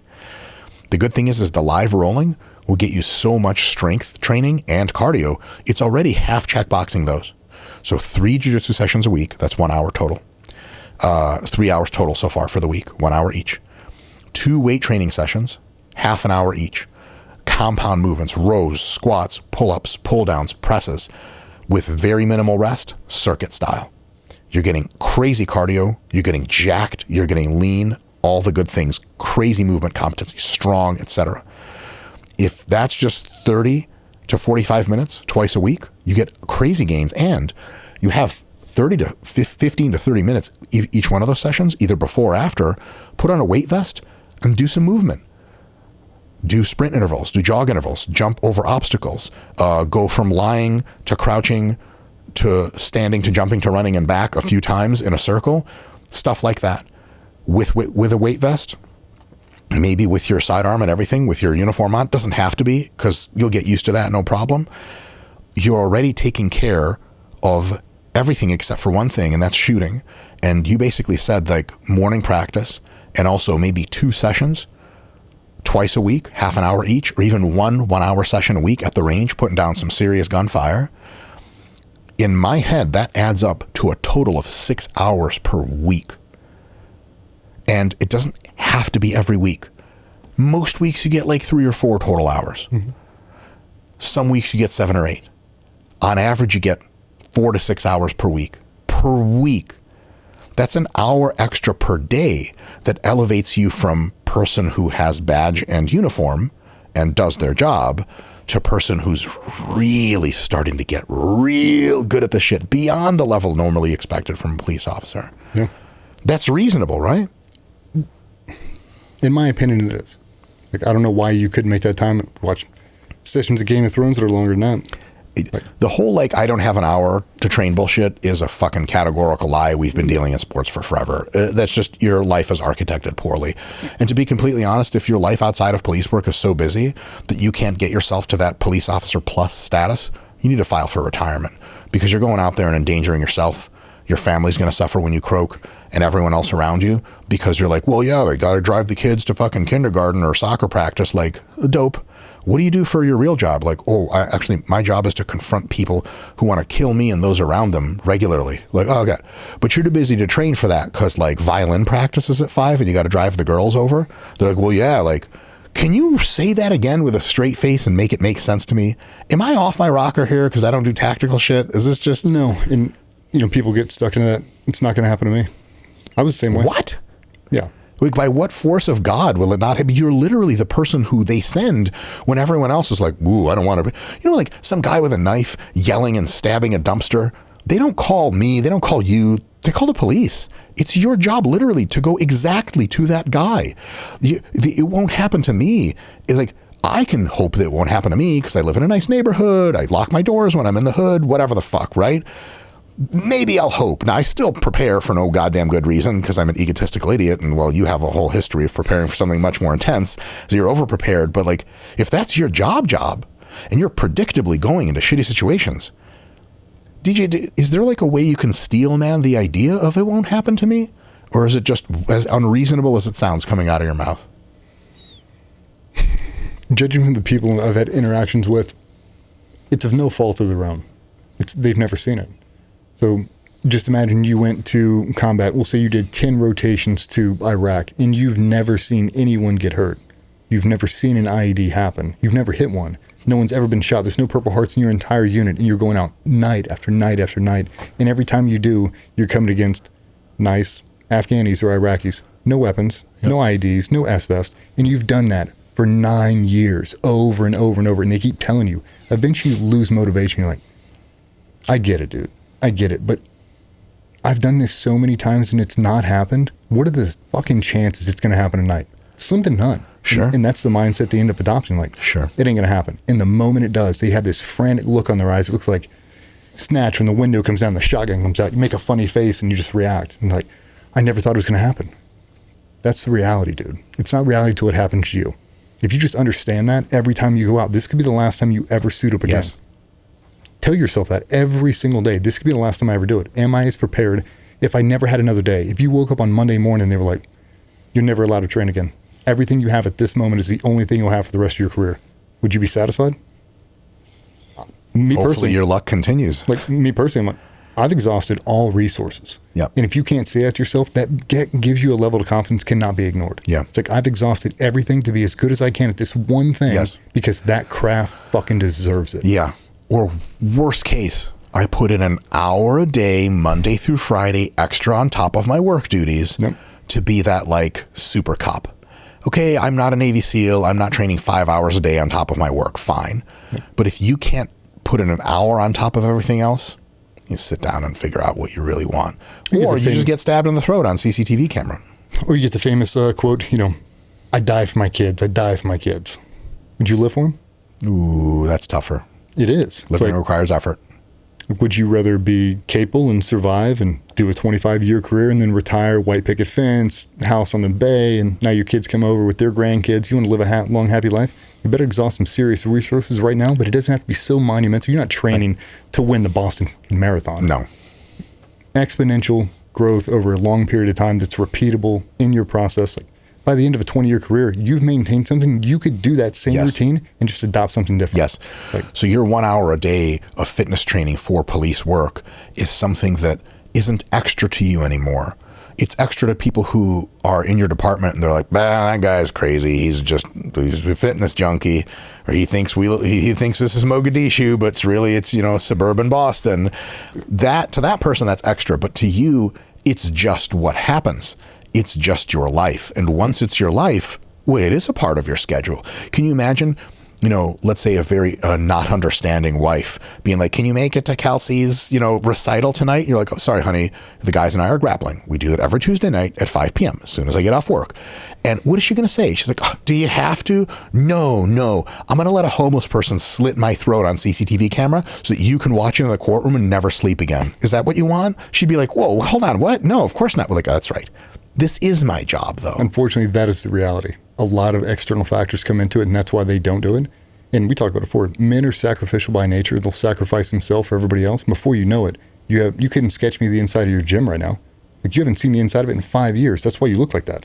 Like, you have to be really stringent with your time. And if you set that up with the family dynamic and let them know, like, I'm not off chasing chicks, I'm not boozing in a bar right now, I'm training for the reality that I have a super dangerous job and I'm trying to be professional. And this is my only ability to reduce risk. This is how I do it. This is how I come home. Seems open and shut as far as family is concerned. Well, that's why my wife's a gangster. I told her that at the very beginning, and like, I meant it. If you want me to stay alive, my wife's a Gold Star wife. Her first husband got killed in combat. I told her the only way I can do this for my entire career without being killed is if I train it like it's the only thing that matters. Yeah. You have to. I'll tell you what, one thing that drives me crazy, and I feel so bad for these guys. I get hundreds of messages, guys that check in a new department, and they get ridiculed for training. By other people in the department. Why don't we step outside, motherfucker, take that badge and gun off? I'll show you what ridicule looks like. Well, it's like, you're always in a gym. Oh, you give a shit too much. Oh, you think everything's an anime. Give a shit too much? That's the thing. It's like, what is this, middle school? Dude, I'm telling you, but they create that culture where people are embarrassed to train. And these guys write me like, I don't know what to do. I was like, set your own fucking standard. Do not sit there and do not drop your standard down because some dude is making fun of you. He doesn't give a shit. Don't be around him. Hey, Bob, step out front, motherfucker. Dude, it's one of those things, but that's the culture. If you give a shit too much, they make fun of you. It's no different than you're in high school. You're like, oh, you trying to get straight A's? Yeah, I was that guy, nerd. though. Yeah. Now I'm on TV, motherfuckers. Yeah. Right? Anyway. Yeah, that's intense, that's a man. cultural shift, man. Sure. And I feel bad for them. But once they get over that, there are certain teams around the country I've trained with, and when you walk in there, if I strip the shit off the walls and I put them in a sterile uniform, you would know if you were sitting in front of an ODA, a group from CAG, SAS, you wouldn't know anything. All you know is combat operators in the world. You look at me like, dude, all I know is you fucking dudes are foaming at the mouth right now, and you look like you should be on an NFL line right now. Like, yeah. This is what I'm talking. This is what if you could mass produce this all over the country, hard to mass produce wanting it. It is. Yeah. And I think it's a lot of guys that grew up in our generation. Yes. But guys are product of the 80s and 90s who sure. Proud to be an American, proud to do that job. They love wearing that badge. Sure. You put on that SWAT team patch, and it's the only thing in their orbit, deal. Man. It is. And, I still look at those people like a fucking child, like wide-eyed. I'm like, wow. Oh, dude, I try not to fanboy over the guys, but I do too. Like, I've grown up. Dude, like, I've grown up watching you guys, when my old man was in the teams, LAPD SWAT was the pinnacle. Yeah. So, like, anytime I get around those dudes, I'm like, it's super cool. Broward County Sheriff's Office in Miami. Like, there are teams that are teams above teams. It's weird because they look up to you. Exactly, which, I never tell them that, but like, it's totally a role reversal. Yeah. Like, you guys are so impressive, and you've been doing it at such a high level for so long, and you've created a culture that is so infectious, and that's what I love the most. And that's what I tell the guys now. When the leadership structure isn't there and you don't want to play the game anymore, you've lost motivation, there's no funding, the mission set fucking sucks, lean on the patch. Yeah. That patch on that shoulder means more to me than that trident ever would. I would go above and beyond just to wear that patch. And if you have that unconditional love for the group, you'll go to exponential lengths just to earn it. Earn your seat at the table every single day. Earn that patch every single day. How do I do it? Consistency. Showing up every day and proving that I actually want to fucking be here. Yes.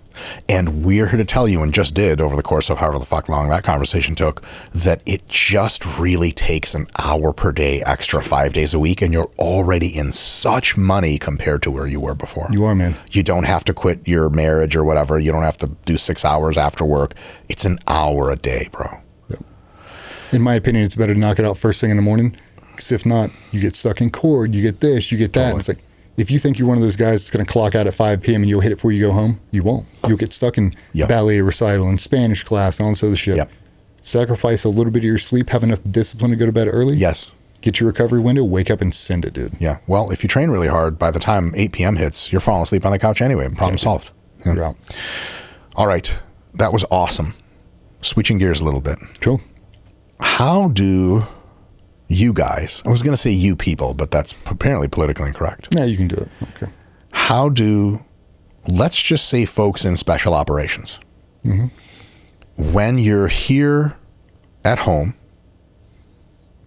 versus your any incremental degree of downrange, how do you stay in shape? And I have specific questions, but this is the general topic. How do you see your access to nutrition, your access to training here, and how does that to some extent degrade or not degrade all the way through, and how do you kind of, because you build one hell of a physique to make it ready to go down there and do that thing. But then when you're down there and there's like a fucking tarantula crawling across the sand and you're like, well, you can pick that up and do curls with it, that's all we got. And then when you're eating only MREs or some shit like that, it's tough to do fitness. But you guys somehow managed to do it. So I got questions. You good? Yep. All right. What kinds of facilities do our special operators generally have access to at home?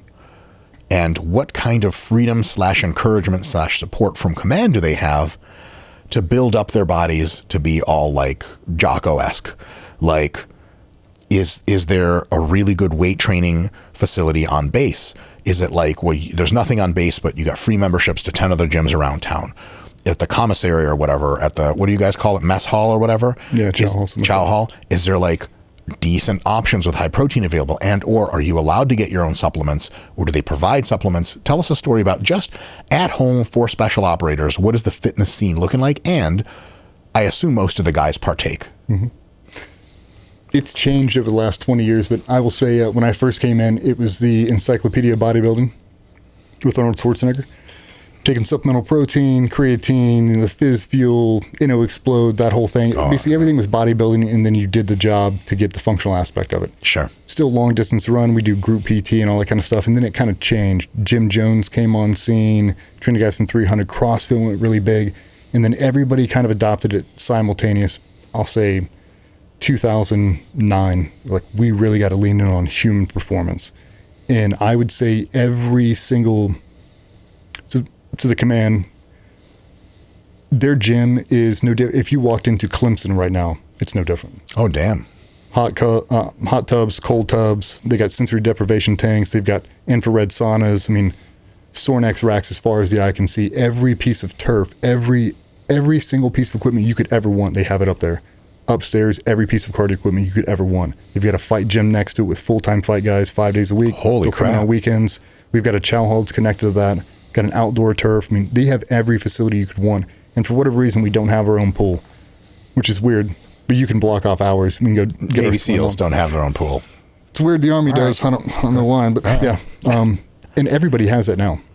From Ranger Regiment to SF, the Air Force guys. Like, I was just in Alaska. The Air Force gym for the normal, I don't want to say normal. It sounds kind of discriminatory. The regular Air Force, regular Army in Alaska has one of the nicest gyms you'll ever go to. Oh, that's awesome. Sornex as far as the eye can see, and they really do promote fitness. They've got chow halls, they've got options, they've always got the NEX, they're always selling protein supplements and all that. They really push it now.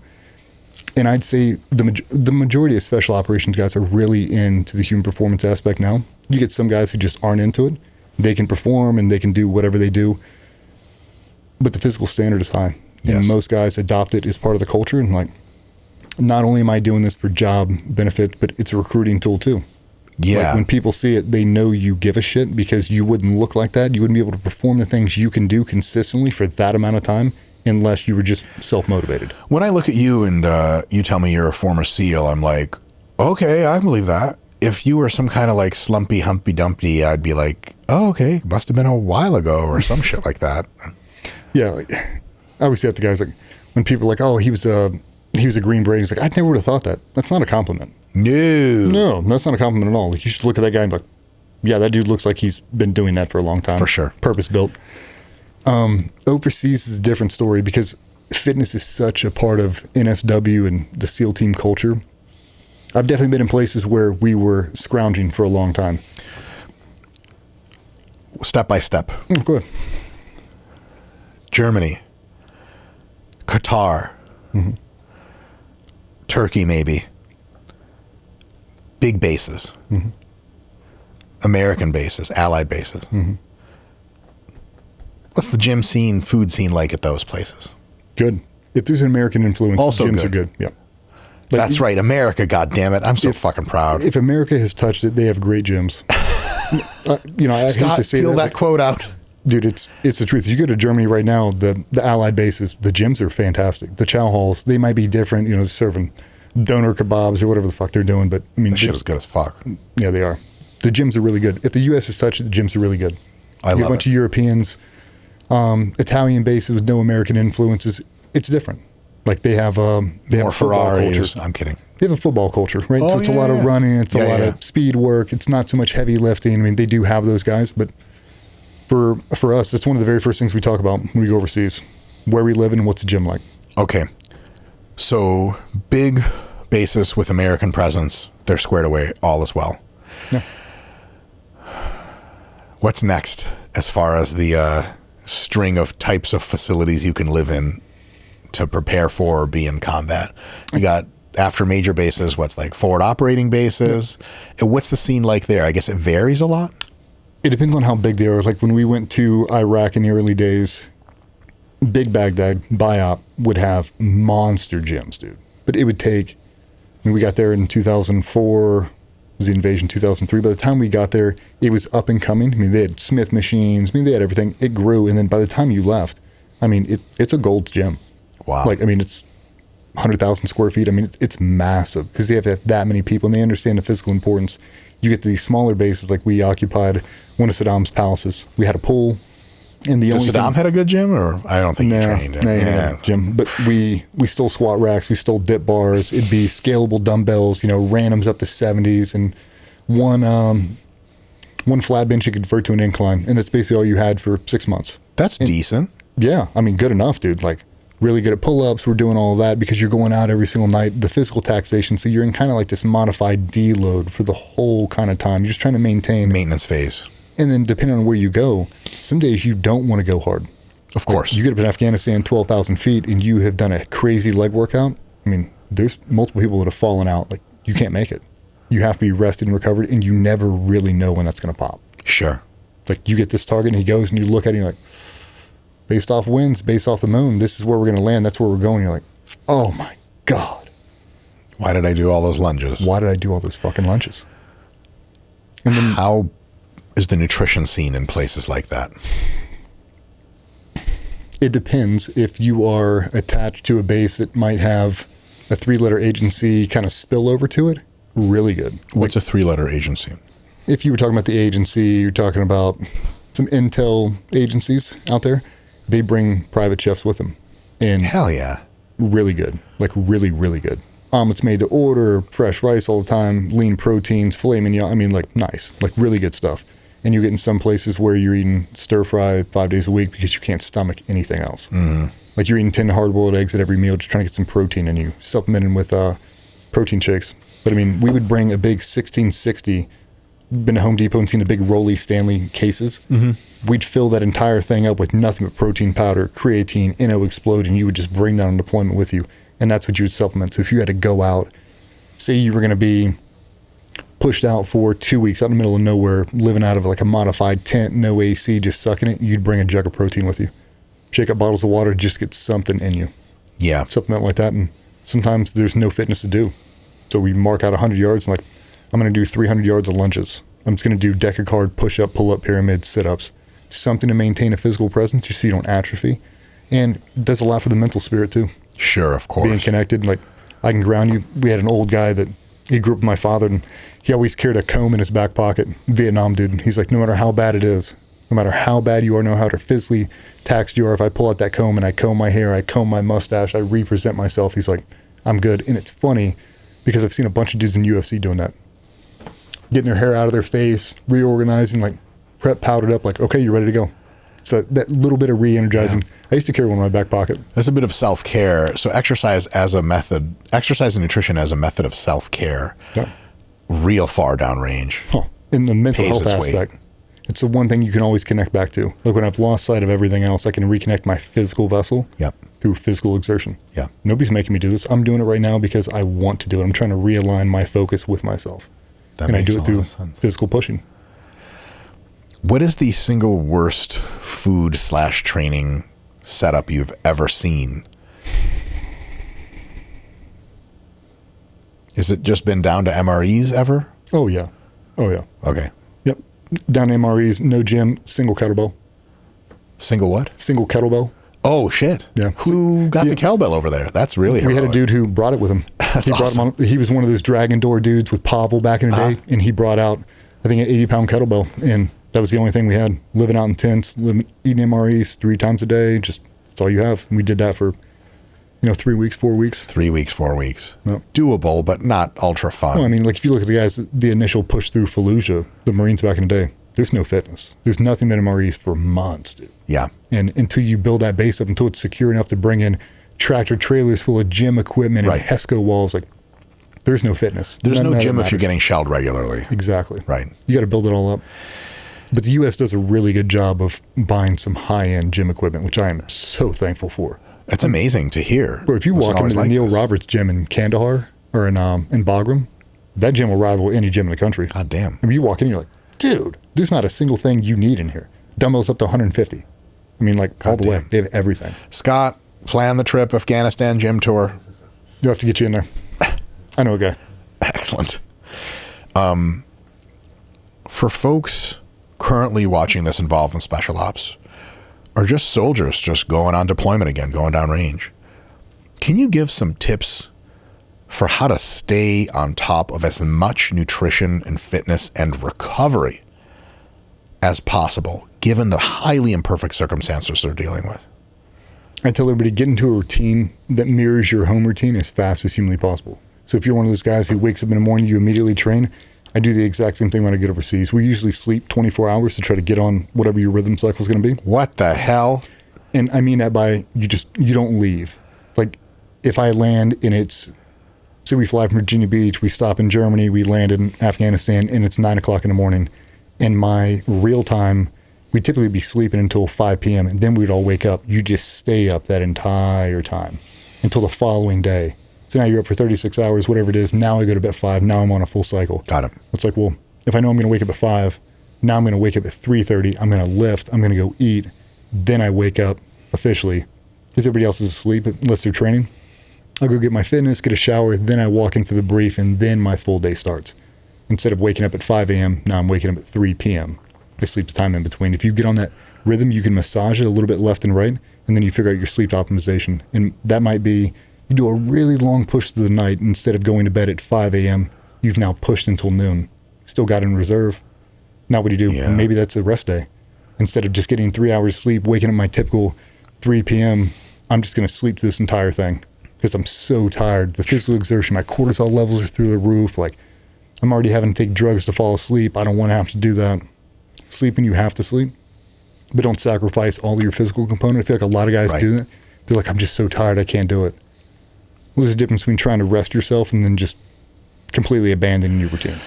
Yeah, you'll feel very well rested in a few days, but then in a few weeks, you'll degrade your physical capability, and the psychological stuff that goes with that's just no fun. What about nutrition? Protein powder is a big deal. Yep.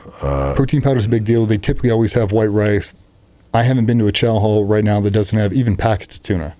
So a lot of guys will go tuna and white rice just to try to get it in. I mean, they've got Taco Tuesday. They'll have cheeseburgers, but they're frozen patties. They're dog shit. A lot of guys, me specifically, I eat for texture basically only. And a lot of that stuff, like, I don't want to eat. Like, I'm not trying to eat scallops right now that are flown in from wherever. They taste like shit. Typically get sick. So I try to find the most simplistic meals I can eat that I can eat consistently, and I try to get them in 3 times a day. Supplement protein on top of that. That seems pretty straightforward and doable in most cases. It is. And I mean, you'd be surprised. Like, Soldiers Angels is a really good 501c3 that would mail you whatever you wanted. So if you were in a place with no supplementation, you couldn't get to a GNC on base or whatever, you hit up these organizations and they'll fly it over. They'll send it over on USB. Well, I mean, thousands and thousands of dollars worth of stuff. They're amazing people. Red Cross does it too. A lot of companies will reach out and they'll hook everybody up, but a lot of guys will get in this weird, they'll try to do some wazoo diet overseas, some keto, intermittent fasting, and it's so irregular, your schedule, and you never really know. It's like, don't try to do a wazoo diet. Don't try to train for a marathon or some don't do that right now. Now's not the time because you don't know what tomorrow is going to bring. Yes. Truly, it changes so much. If you just have something consistent, like I'm going to take my next 6 months and just do a maintenance phase, something that's repeatable, maintainable, that I can go the course this whole deployment with no real peaks or valleys. Like if I've been training for deployment this whole time, I'm on a natural progression and I'll plateau. I'm not trying to make exponential gains on deployment. It's not reality. If I think I'm going to increase my VO2 max or I'm not worried about that right now. I'm trying to be as optimal as I can for as long as I can. And then when I come home, I'll rest and rebuild. And then rebuild like crazy. Yeah. But you're saying stay as close to your routine of fitness and nutrition as you can? Because you can't, there's nothing that grounds you anymore. And right now you're in a foreign place. Your wife's not there. The creature comforts. It's your first time ever being away from home for some of these guys. And it's so foreign. It's such a culture shock to you that they're out of rhythm for months, for weeks. It's like, if lifting is your thing, if working out is your thing, if grappling is your thing, every place has a wrestling mats. Everybody does BJJ. There's banana bags hanging from every gym. And that's a big thing. You have to get in your routine for not just the physical, for the mental health. Like, you have to be able to ground yourself, because if not, it's chaotic, man. You're hearing blood bank calls all day long. You're hearing, mortars going off in the camp next door to you. Your sirens going off. And you're like, shit, man. It can be depressing if you let it. Yeah. And if you get used to it, you're like, it's another Tuesday, man. I can't control any of that. The only thing I can control is my output and being in best optimal mental state I can be to absorb all this other negative shit's being poured on top of me. Real quick, because we have a whole talk about mindset after this in a slightly different context. How do you recover? Play video games, chat with the guys, play cards, read a book, listen to, look at your iPad or whatever, sleep, with the understanding underneath it all that a mortar could just land on your building and parts of you fly off. Is that something that after you're downrange long enough, you're like, whatever, man, shit was going to happen, it's going to happen. This between God and I, fuck it. Is it something some people can just pull off pretty easily and they're like, whatever, on day 2, or some people on day 90 are like shaking and haven't slept and need to go home? Is there anything you can tell people as far as, like, I had some of the best advice ever gives, very, very not nearly as serious. I, again, stand and kneel in reverence to all people who have ever been abroad defending our nation. But, like, one of the best pieces of advice I ever got was from my friend, Dr. Melissa Davis, who is a world champ, BJJ black belt. And I started jiu-jitsu and we were already really good friends. And she goes, listen, no one will tell you this. I'll tell you this. Your first year is going to suck. Understand it will suck, and it'll get better after. For me, because of my grappling background in wrestling and because I was super jacked, 6 months later, I was like, I'm never, ever quitting jiu-jitsu, ever. But 6 months to that, I was like, every day I was like, stupid Japanese ceremonial attire. The fuck am I doing? It's 100 degrees. This is dumb. I don't know what I'm doing. My joints hurt. Everything sucks. And if someone just told me, like, dude, you're going to love jiu-jitsu, and fucked off, I mean, that guy lied to me, or it just ain't me. But if someone like Dr. Melissa Davis said, hey, listen, a year is going to suck. Just suck it up. What amazing, indispensable advice. Is there any advice you can give like that to folks that are going to be going down there to see some shit? Is there any way to prepare yourself for it at all? Or is it just like, this shit is going to hit you wrong, or it's going to hit you right? You got to get used to the reality that a lot of it's out of your control. And you'll see guys when you first get over there, we'll all be walking to the chow hall. We'll say it's a 500-yard stretch to chow hall. We're all walking. Sirens go off and you hear it. And you'll watch the new guys, not our new guys, but just random people will sprint to these concrete bunkers, and we just don't even break conversation, just walking like, what are the chances it's going to hit me? Like, I'm not running. Like, I'm trying to get to chow hall. Now the line's thin. Now I can get through chow and I can come back and watch Game of Thrones to try to decompress. But I mean, the unknown sucks because it is dangerous, and that mortar can land at any moment. The more times you go overseas, just greater probability it's going to happen to you. But after a while, you do kind of get in that, I don't give a shit anymore. I'm not getting up from this TV. I'm going to watch this thing right now. I've got to go out. And there's known dudes that I can watch on ISR with machine guns and suicide vests that I'm going to be actually fighting in 6 hours. Yeah. I'm not worried about this mortar right now. Like, I'm trying to finish this episode right now. So you just have to accept, like, I suppose. You got to control the things you can't control. Yeah. I mean, you run around like a wild man freaking everybody out. I get it, man. Dive to cover when you know, but how many times are you going to do that? I mean, because it happens all day long. So are you getting out of bed every single time? To me, it's like a soft 17 in blackjack. You're going to hit it or not. You better have a repeatable pattern. You can't just willy-nilly every time you want to. Now you're running out. It's like, that just builds inconsistency. I'm just staying in my bed. And we've had dudes come really close calls, guys getting blown off of treadmills, like treadmill next to him, mortar hits it, boom, blows everybody out of the gym, whole wall comes down. Yeah. What do you do? Next day they put the wall back up.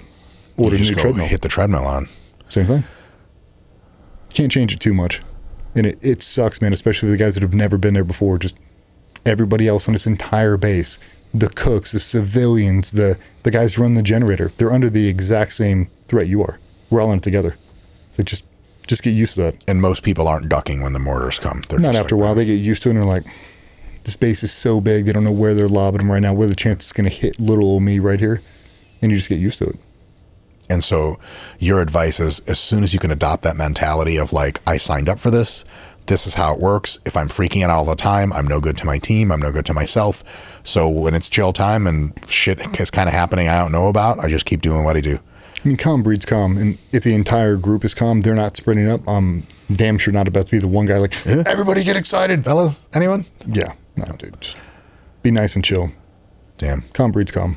And people who are not nice and chill in living situations like that, do they last? I've never personally had to deal with it. We've definitely had guys that were really easy to amp up. They get really excited, but not for stuff like that. So living in chronic fear of imminent death 24/7 is not a sustainable human capacity. No. Okay. And most of those guys who live like that, we call them, it's going to sound derogatory, fobbits. Guys who just live on the fob and never leave it. They never leave the wire. They get flown in and flown out. And you basically work a desk job, so it wouldn't matter if you were in Seattle, Washington, or in Syria. Like, your job is the exact same. You're never going to go outside. Those are the guys that I feel freak out the most. You'll be in the middle of the chow hall, and they're running around freaking. It's like, they're coming, incoming.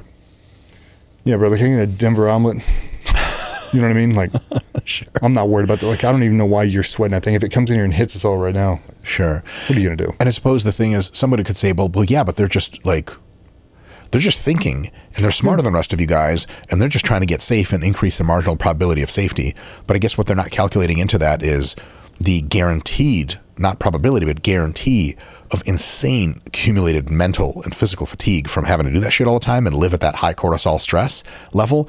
That's a huge cost that if you weren't interested in paying, you can always walk up and go, I can't be here anymore. I'm no longer safe for everyone else. They send you home, right? Or do they keep you around for a bit and then send you home? It's all unit dependent. Yeah, I mean, a lot of guys will throw out some PTSD card. I'm freaking out. They'll send them home. But I mean, you got to understand, dude, on some of these bases, it's not uncommon to get shelled or mortared anywhere from 5 to 50 times a day. So if you're freaking out about it after a while, people Yeah, you're just doing this wrong. Yeah, dude, like, just stop, man. Like, just get over it. Yeah. You got to get over it. Yeah. And if long term this ain't you, as soon as your deployment ends, you're done. Yeah, just go home and take it off. Yeah. The RP Hypertrophy app has dozens of pre-made workout templates to help you build a plan faster than any other training software allows. But you can customize each plan exactly to your needs by prioritizing and deprioritizing any muscles you like to train, choosing the exact exercises you'd like to use, and customizing the volumes you employ at every single step of the process. If you're looking to bring up lagging muscle groups, look no further than the RP Hypertrophy app. Click on the link in the description of this video to get started. Lastly, mindset. On a very, very specific thing, because you could talk mindset and you do on your channel, and will be hopefully more in the future. Yeah. Folks like to hear from that sort of thing. I have a specific mindset series of questions, and it's about what kind of mindset, what kinds of mindsets are good or very not good to take into 3 specific timelines into your combat training. And this almost certainly can apply to anything in fitness generally. The mindset to take into just learning combat training, the mindset to take into, what do I have written down here? What's the best mindset for, okay, you know some basics. How do you practice and refine those skills? And then lastly, what's the mindset for, I already feel damn good at this. What is the mindset there that gets you to that next level versus getting complacent and you thought you were the shit, but you're really just like high key mediocre? So first question to you, DJ, is what are some good mindset places in the universe of your mind to occupy when you're entering into combat instruction for the first time? This is how you operate a pistol. This is how you operate a rifle. This is how you try to choke a dude to death. This is how you strike. This is how you run around. That scares the shit out of me. Every single movie I've ever seen about the military that starts with like drill or whatever, basic, I'm like, oh my God. And they're asking guys to like, remember what was on that wall at 3 p.m. And I'm like, oh, I would suck total dick at that. It just seems like, what kind of mindset can you possibly bring into there short of just like wide-eyed shock and just don't fuck up and do what everyone else is doing? Being a professional student. What does that look like to you? If all you had to do in this world was to learn that information, how well could you do it?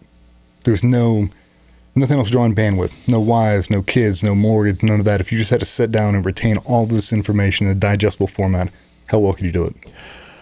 Pretty damn well. And if you just focus on being a really good student, understanding all the concepts, you can put your own polish on them as you're retaining the information. And then over years of doing that, you can kind of pick and piece out things that don't apply to you, that are thoughts and theories, and that guy's never really done. It's not really a thing. This is more just a training artificiality. They're trying to compound on top of this to create duress or stress or whatever it's going to be. But the professional student mentality never, in my opinion, never goes out of style. If you're a white belt forever, that's one of the best mentalities. There's always room to grow. There's always room to learn. There's always people inside of this room that are better than me at something, and I'm trying to download your information, upload it into me. Yes. And if you maintain humble, keep your eyes and ears open, you can absorb some significant pearls of wisdom by just sitting in a room with high-level people. Yes. So it's your first little bit of combat training. You have nothing to prove because there's nothing to prove because you're nothing yet. You don't know anything. You know shit. They're not trying to evaluate some kind of deep underlying worth. Like, yeah, man, Johnson picked that drill up real quick, but fucking Emmers over here sucked at it. Like, nobody gives a fuck. You're both nothing, and one of you is nothing plus 0.1% point. Yep. Just be a sponge. Yeah. And what not so great opposite of that mindset things have you seen really hamper people's ability to open up to new knowledge? When I was with this is how we did it. When I was with this unit, this is what we did. Oh, shit. When I was with this team, this is what we did. Well, this is what so-and-so says. Shut the fuck up. Nobody cares. People always ask me that. They're like, hey, I'm going to try to join the Ranger Regiment. I'm going to try out for this SWAT team. Can I come to a CQB one-on-one school with you? No. Like, why? They don't give a shit what I'm saying. They shouldn't.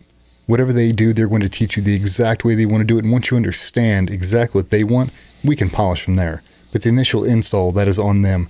The last thing I would ever want is a guy to come through selection and training. Like, well, when I was in Biloxi, Mississippi SWAT, this is the way we did our entries. I don't give a shit. I don't ever want to hear that ever again. It doesn't matter. That's not what we're doing right now. You want to call audibles, do it on your weekends when you're playing airsoft with your kids. Don't do that shit here. Right? You know, a lot of people have that. They have some prior background, some prior experience, and a lot of that is good when you become more of a finished article. Now you can draw on that experience, but you're not promoting it during the upload phase. Right now, I don't need to hear about what you already know. Yeah. You know nothing. I'm teaching you everything. If you have some closet skill like, hey, we're teaching you combatives, I don't care if you're a brown belt in Brazilian Jiu-Jitsu. Right now, we're not talking about that. Yeah. Right now, this is what we're doing. We want to see how you adopt these policies, these procedures, this training. It should be easy for you, so shut up and do it. It should be easy, right? And then when we get later on in training, you want to break out some of that and break out some of that. Sure. But right now, let's just upload our own information. What about folks that come in either too lackadaisical and they're like, yeah, I'm a sponge, but it should happen by just accident, or guys that are too neurotic and detail focused and like, I don't know if I can disassemble and reassemble my weapon quickly enough. Like, dude, you already, like, what the hell is wrong with you? Just go to sleep now. Have you seen the two sides of that coin? Yeah. What is the happy medium there? The happy medium is guys who aren't afraid to make mistakes, but are in fear of making the same mistake twice. Like, they're not afraid to hang it out there and get it cut off. They just don't want to keep making the same mistake over and over. And more often than not, the smartest guys in the room are the worst at doing the actual job. Like the guys that went to MIT, we've had a bunch of those guys. They suck at CQB. They're too analytical. They're not athletes.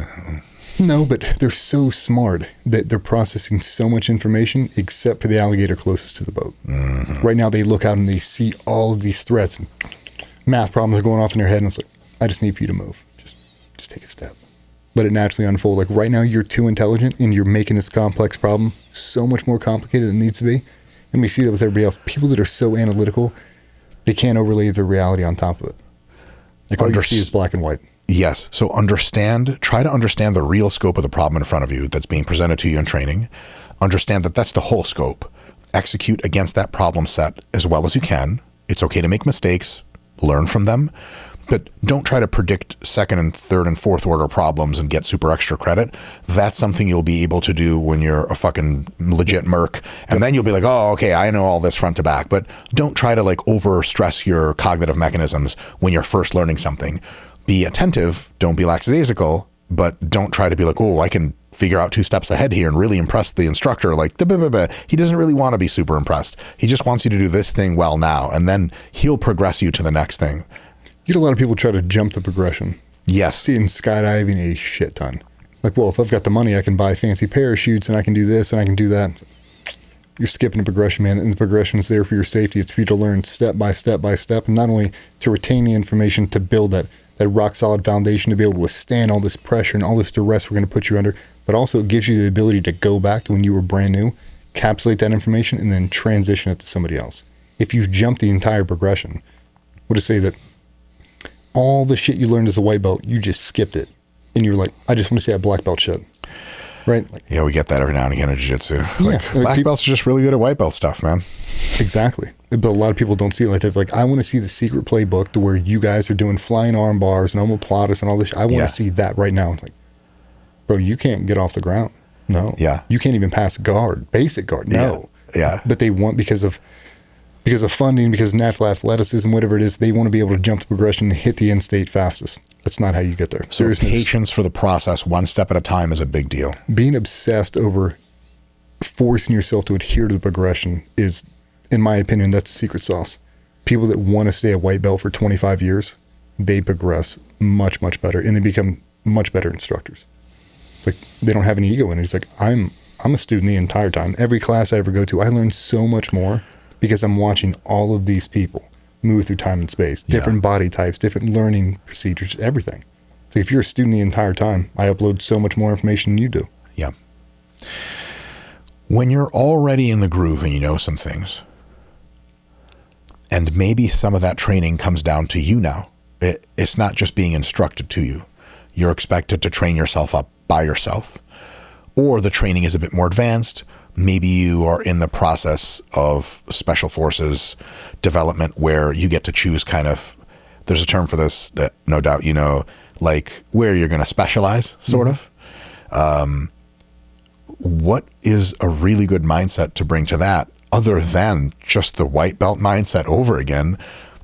Are there any specific nuances you've noticed with people's preconceived notions from their already being trained up decently hampering them?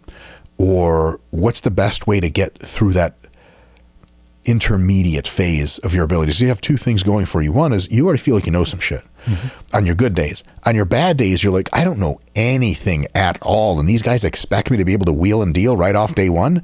How do you deal with that? What's the best way to go about it? And what's some ways to go about it that you've seen really break people down and get in their way? I've seen a lot of people that feel entitled because they're naturally good, or because you've been around for a couple of years and you think you should know it. So we'll say you got a guy that's been on a SEAL team for 5 years.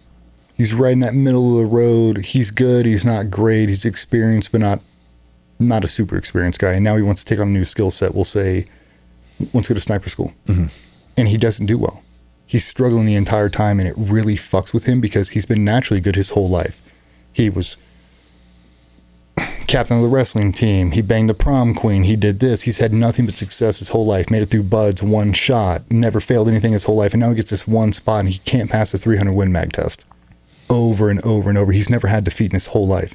And he can't wrap his head around, you need to just really sit down and isolate and obsess over this craft and not look at the entire picture right now. We need to bring this thing into the micro and just obsess right now. And same as white belt.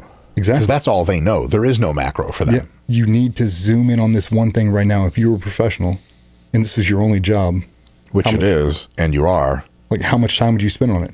All my time. There's no weekends off. There's just thinking about this one thing and practice ad nauseum over and over. And then I remind the guys, brother, you're not supposed to know how to do that. Right. We've never taught you how to do it. Right now, your ego is telling you should be able to do that. You've never done it before, dude. Like guys who've never jumped out of an airplane, you're not supposed to be able to do this right. That's why you go through training. If it was fucking easy, everybody would do it. You have to go through this progression, and you don't want to fail. That's your issue. You're going to fail. You're designed to fail. That's why we're here. That's why I give you multiple attempts. That's why we actually train you. That's why we don't just test you. We train you. This is part of the progression. Every single person who's ever picked up that fucking gun has felt the exact same way you have.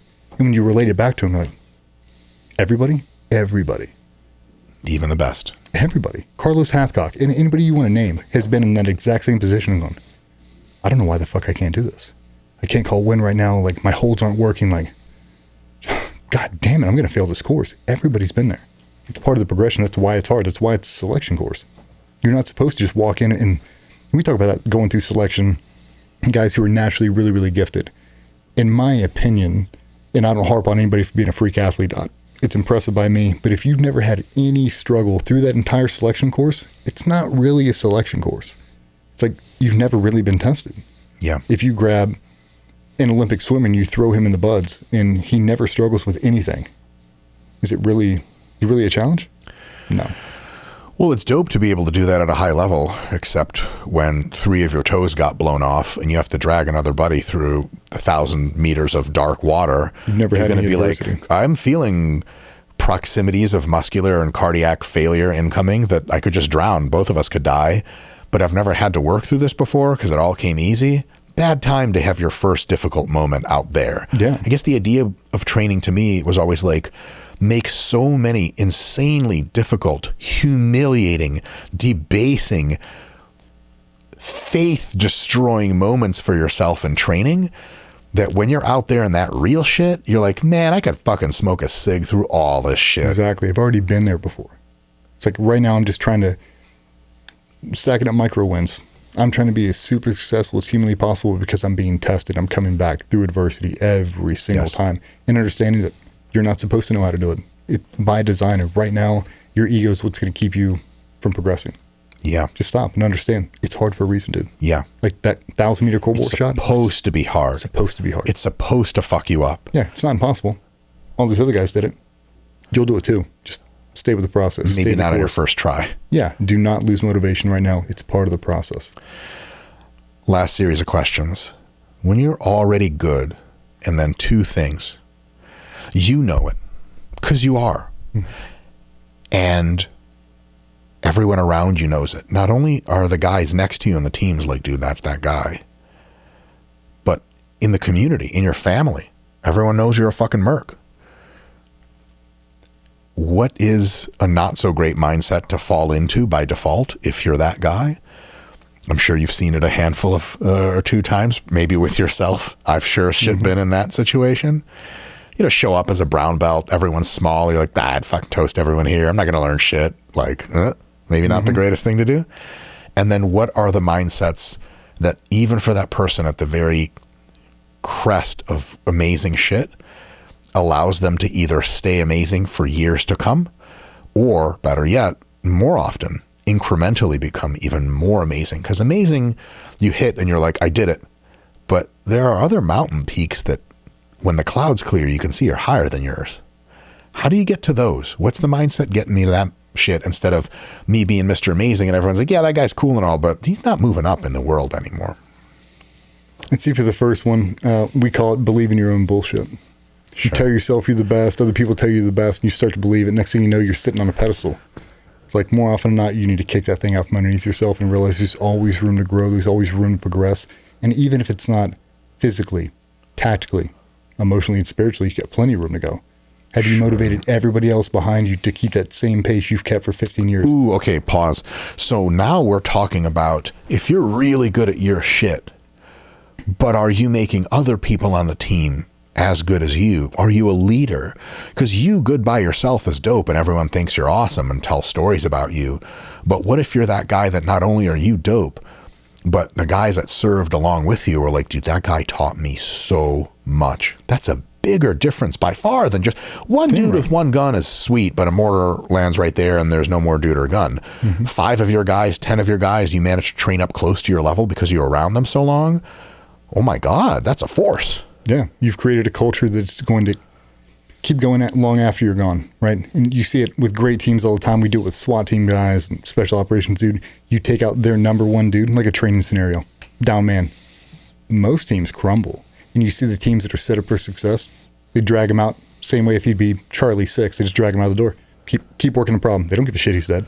It doesn't matter. He's a great dude. They've been chasing him this whole time. But if he's out of the equation, he's not going to respawn. Right. Drag him out, put him in the ambulance, let's go back to work. That's what they do. Yeah. That's what you need to be able to do. And a lot of that, not believing your own bullshit, is knowing there is always room to grow. And more often than not, the people that isolate and they obsess over their craft, I love it and I appreciate it, and I did that for so long.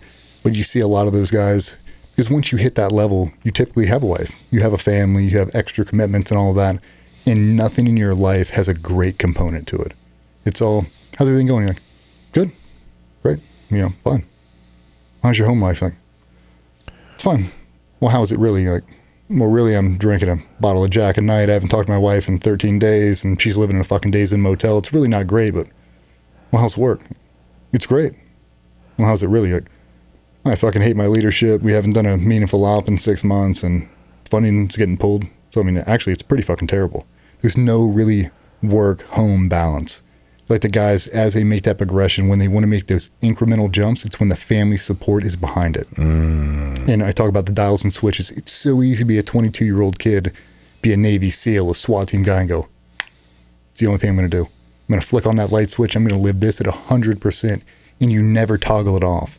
You never have a dial. So now you introduce a wife. She's competing with your dream job.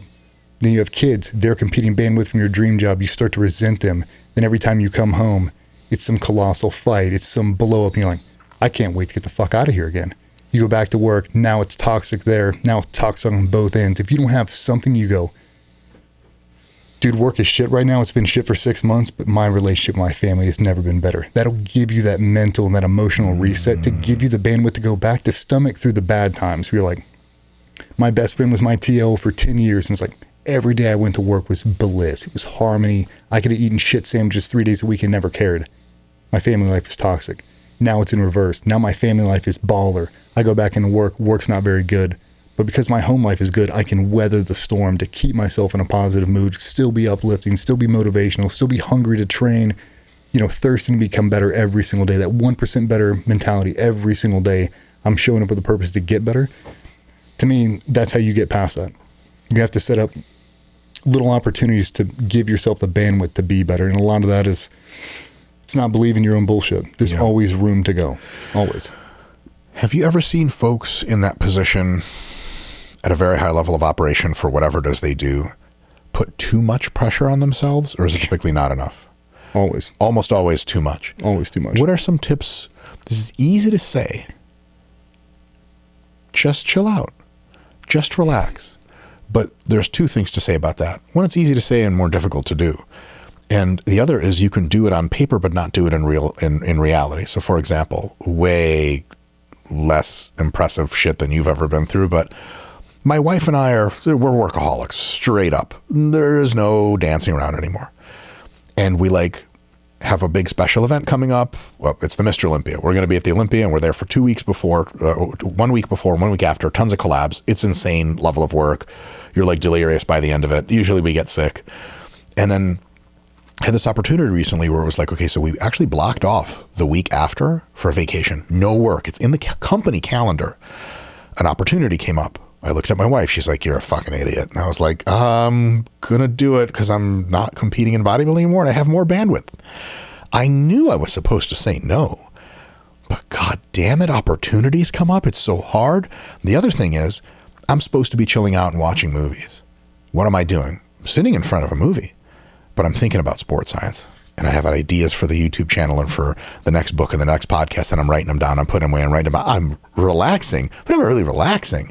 Is that a thing that happens with special operators? I can't assume it. It doesn't. What are some good tips? I want to know, DJ, help me out, bro. This is help me out by proxy time. This is my own personal therapy at this point. You got to build in the opportunities to kind of decompress. And, I like to build mine. And I'm not saying I've been doing this for 20 years. I definitely didn't. I let the obsession take a hold of me, and I don't regret it. And if my wife was sitting on the couch, she'd tell you the same thing. I told her long before we got married, I'm not leaving this job for you.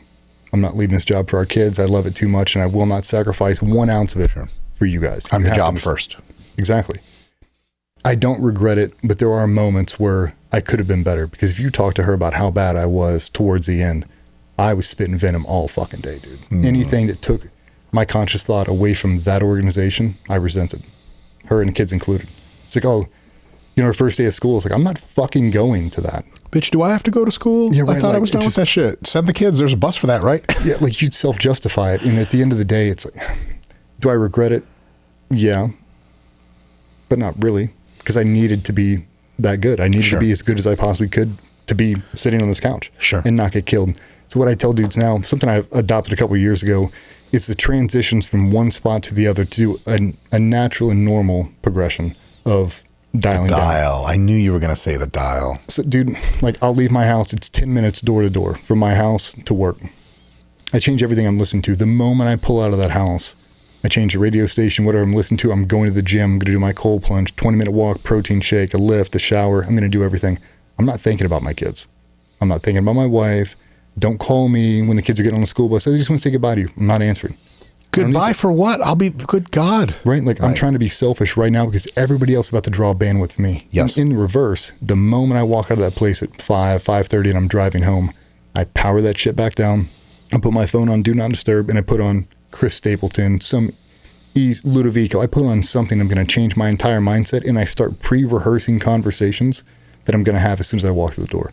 So honey. So I'm engaged. I love you. Like, so when the garage door opens, one or two things are going to happen. My 11-year-old is going to sprint out of that garage and grab me, or my 6-year-old is. Rain or shine, 365 days a year, that is going to happen. How am I going to meet them? Is it with my cell phone in my hand trying to finish a text? Is it me mid-conversation screaming at somebody? Is it me browsing YouTube or IG? No.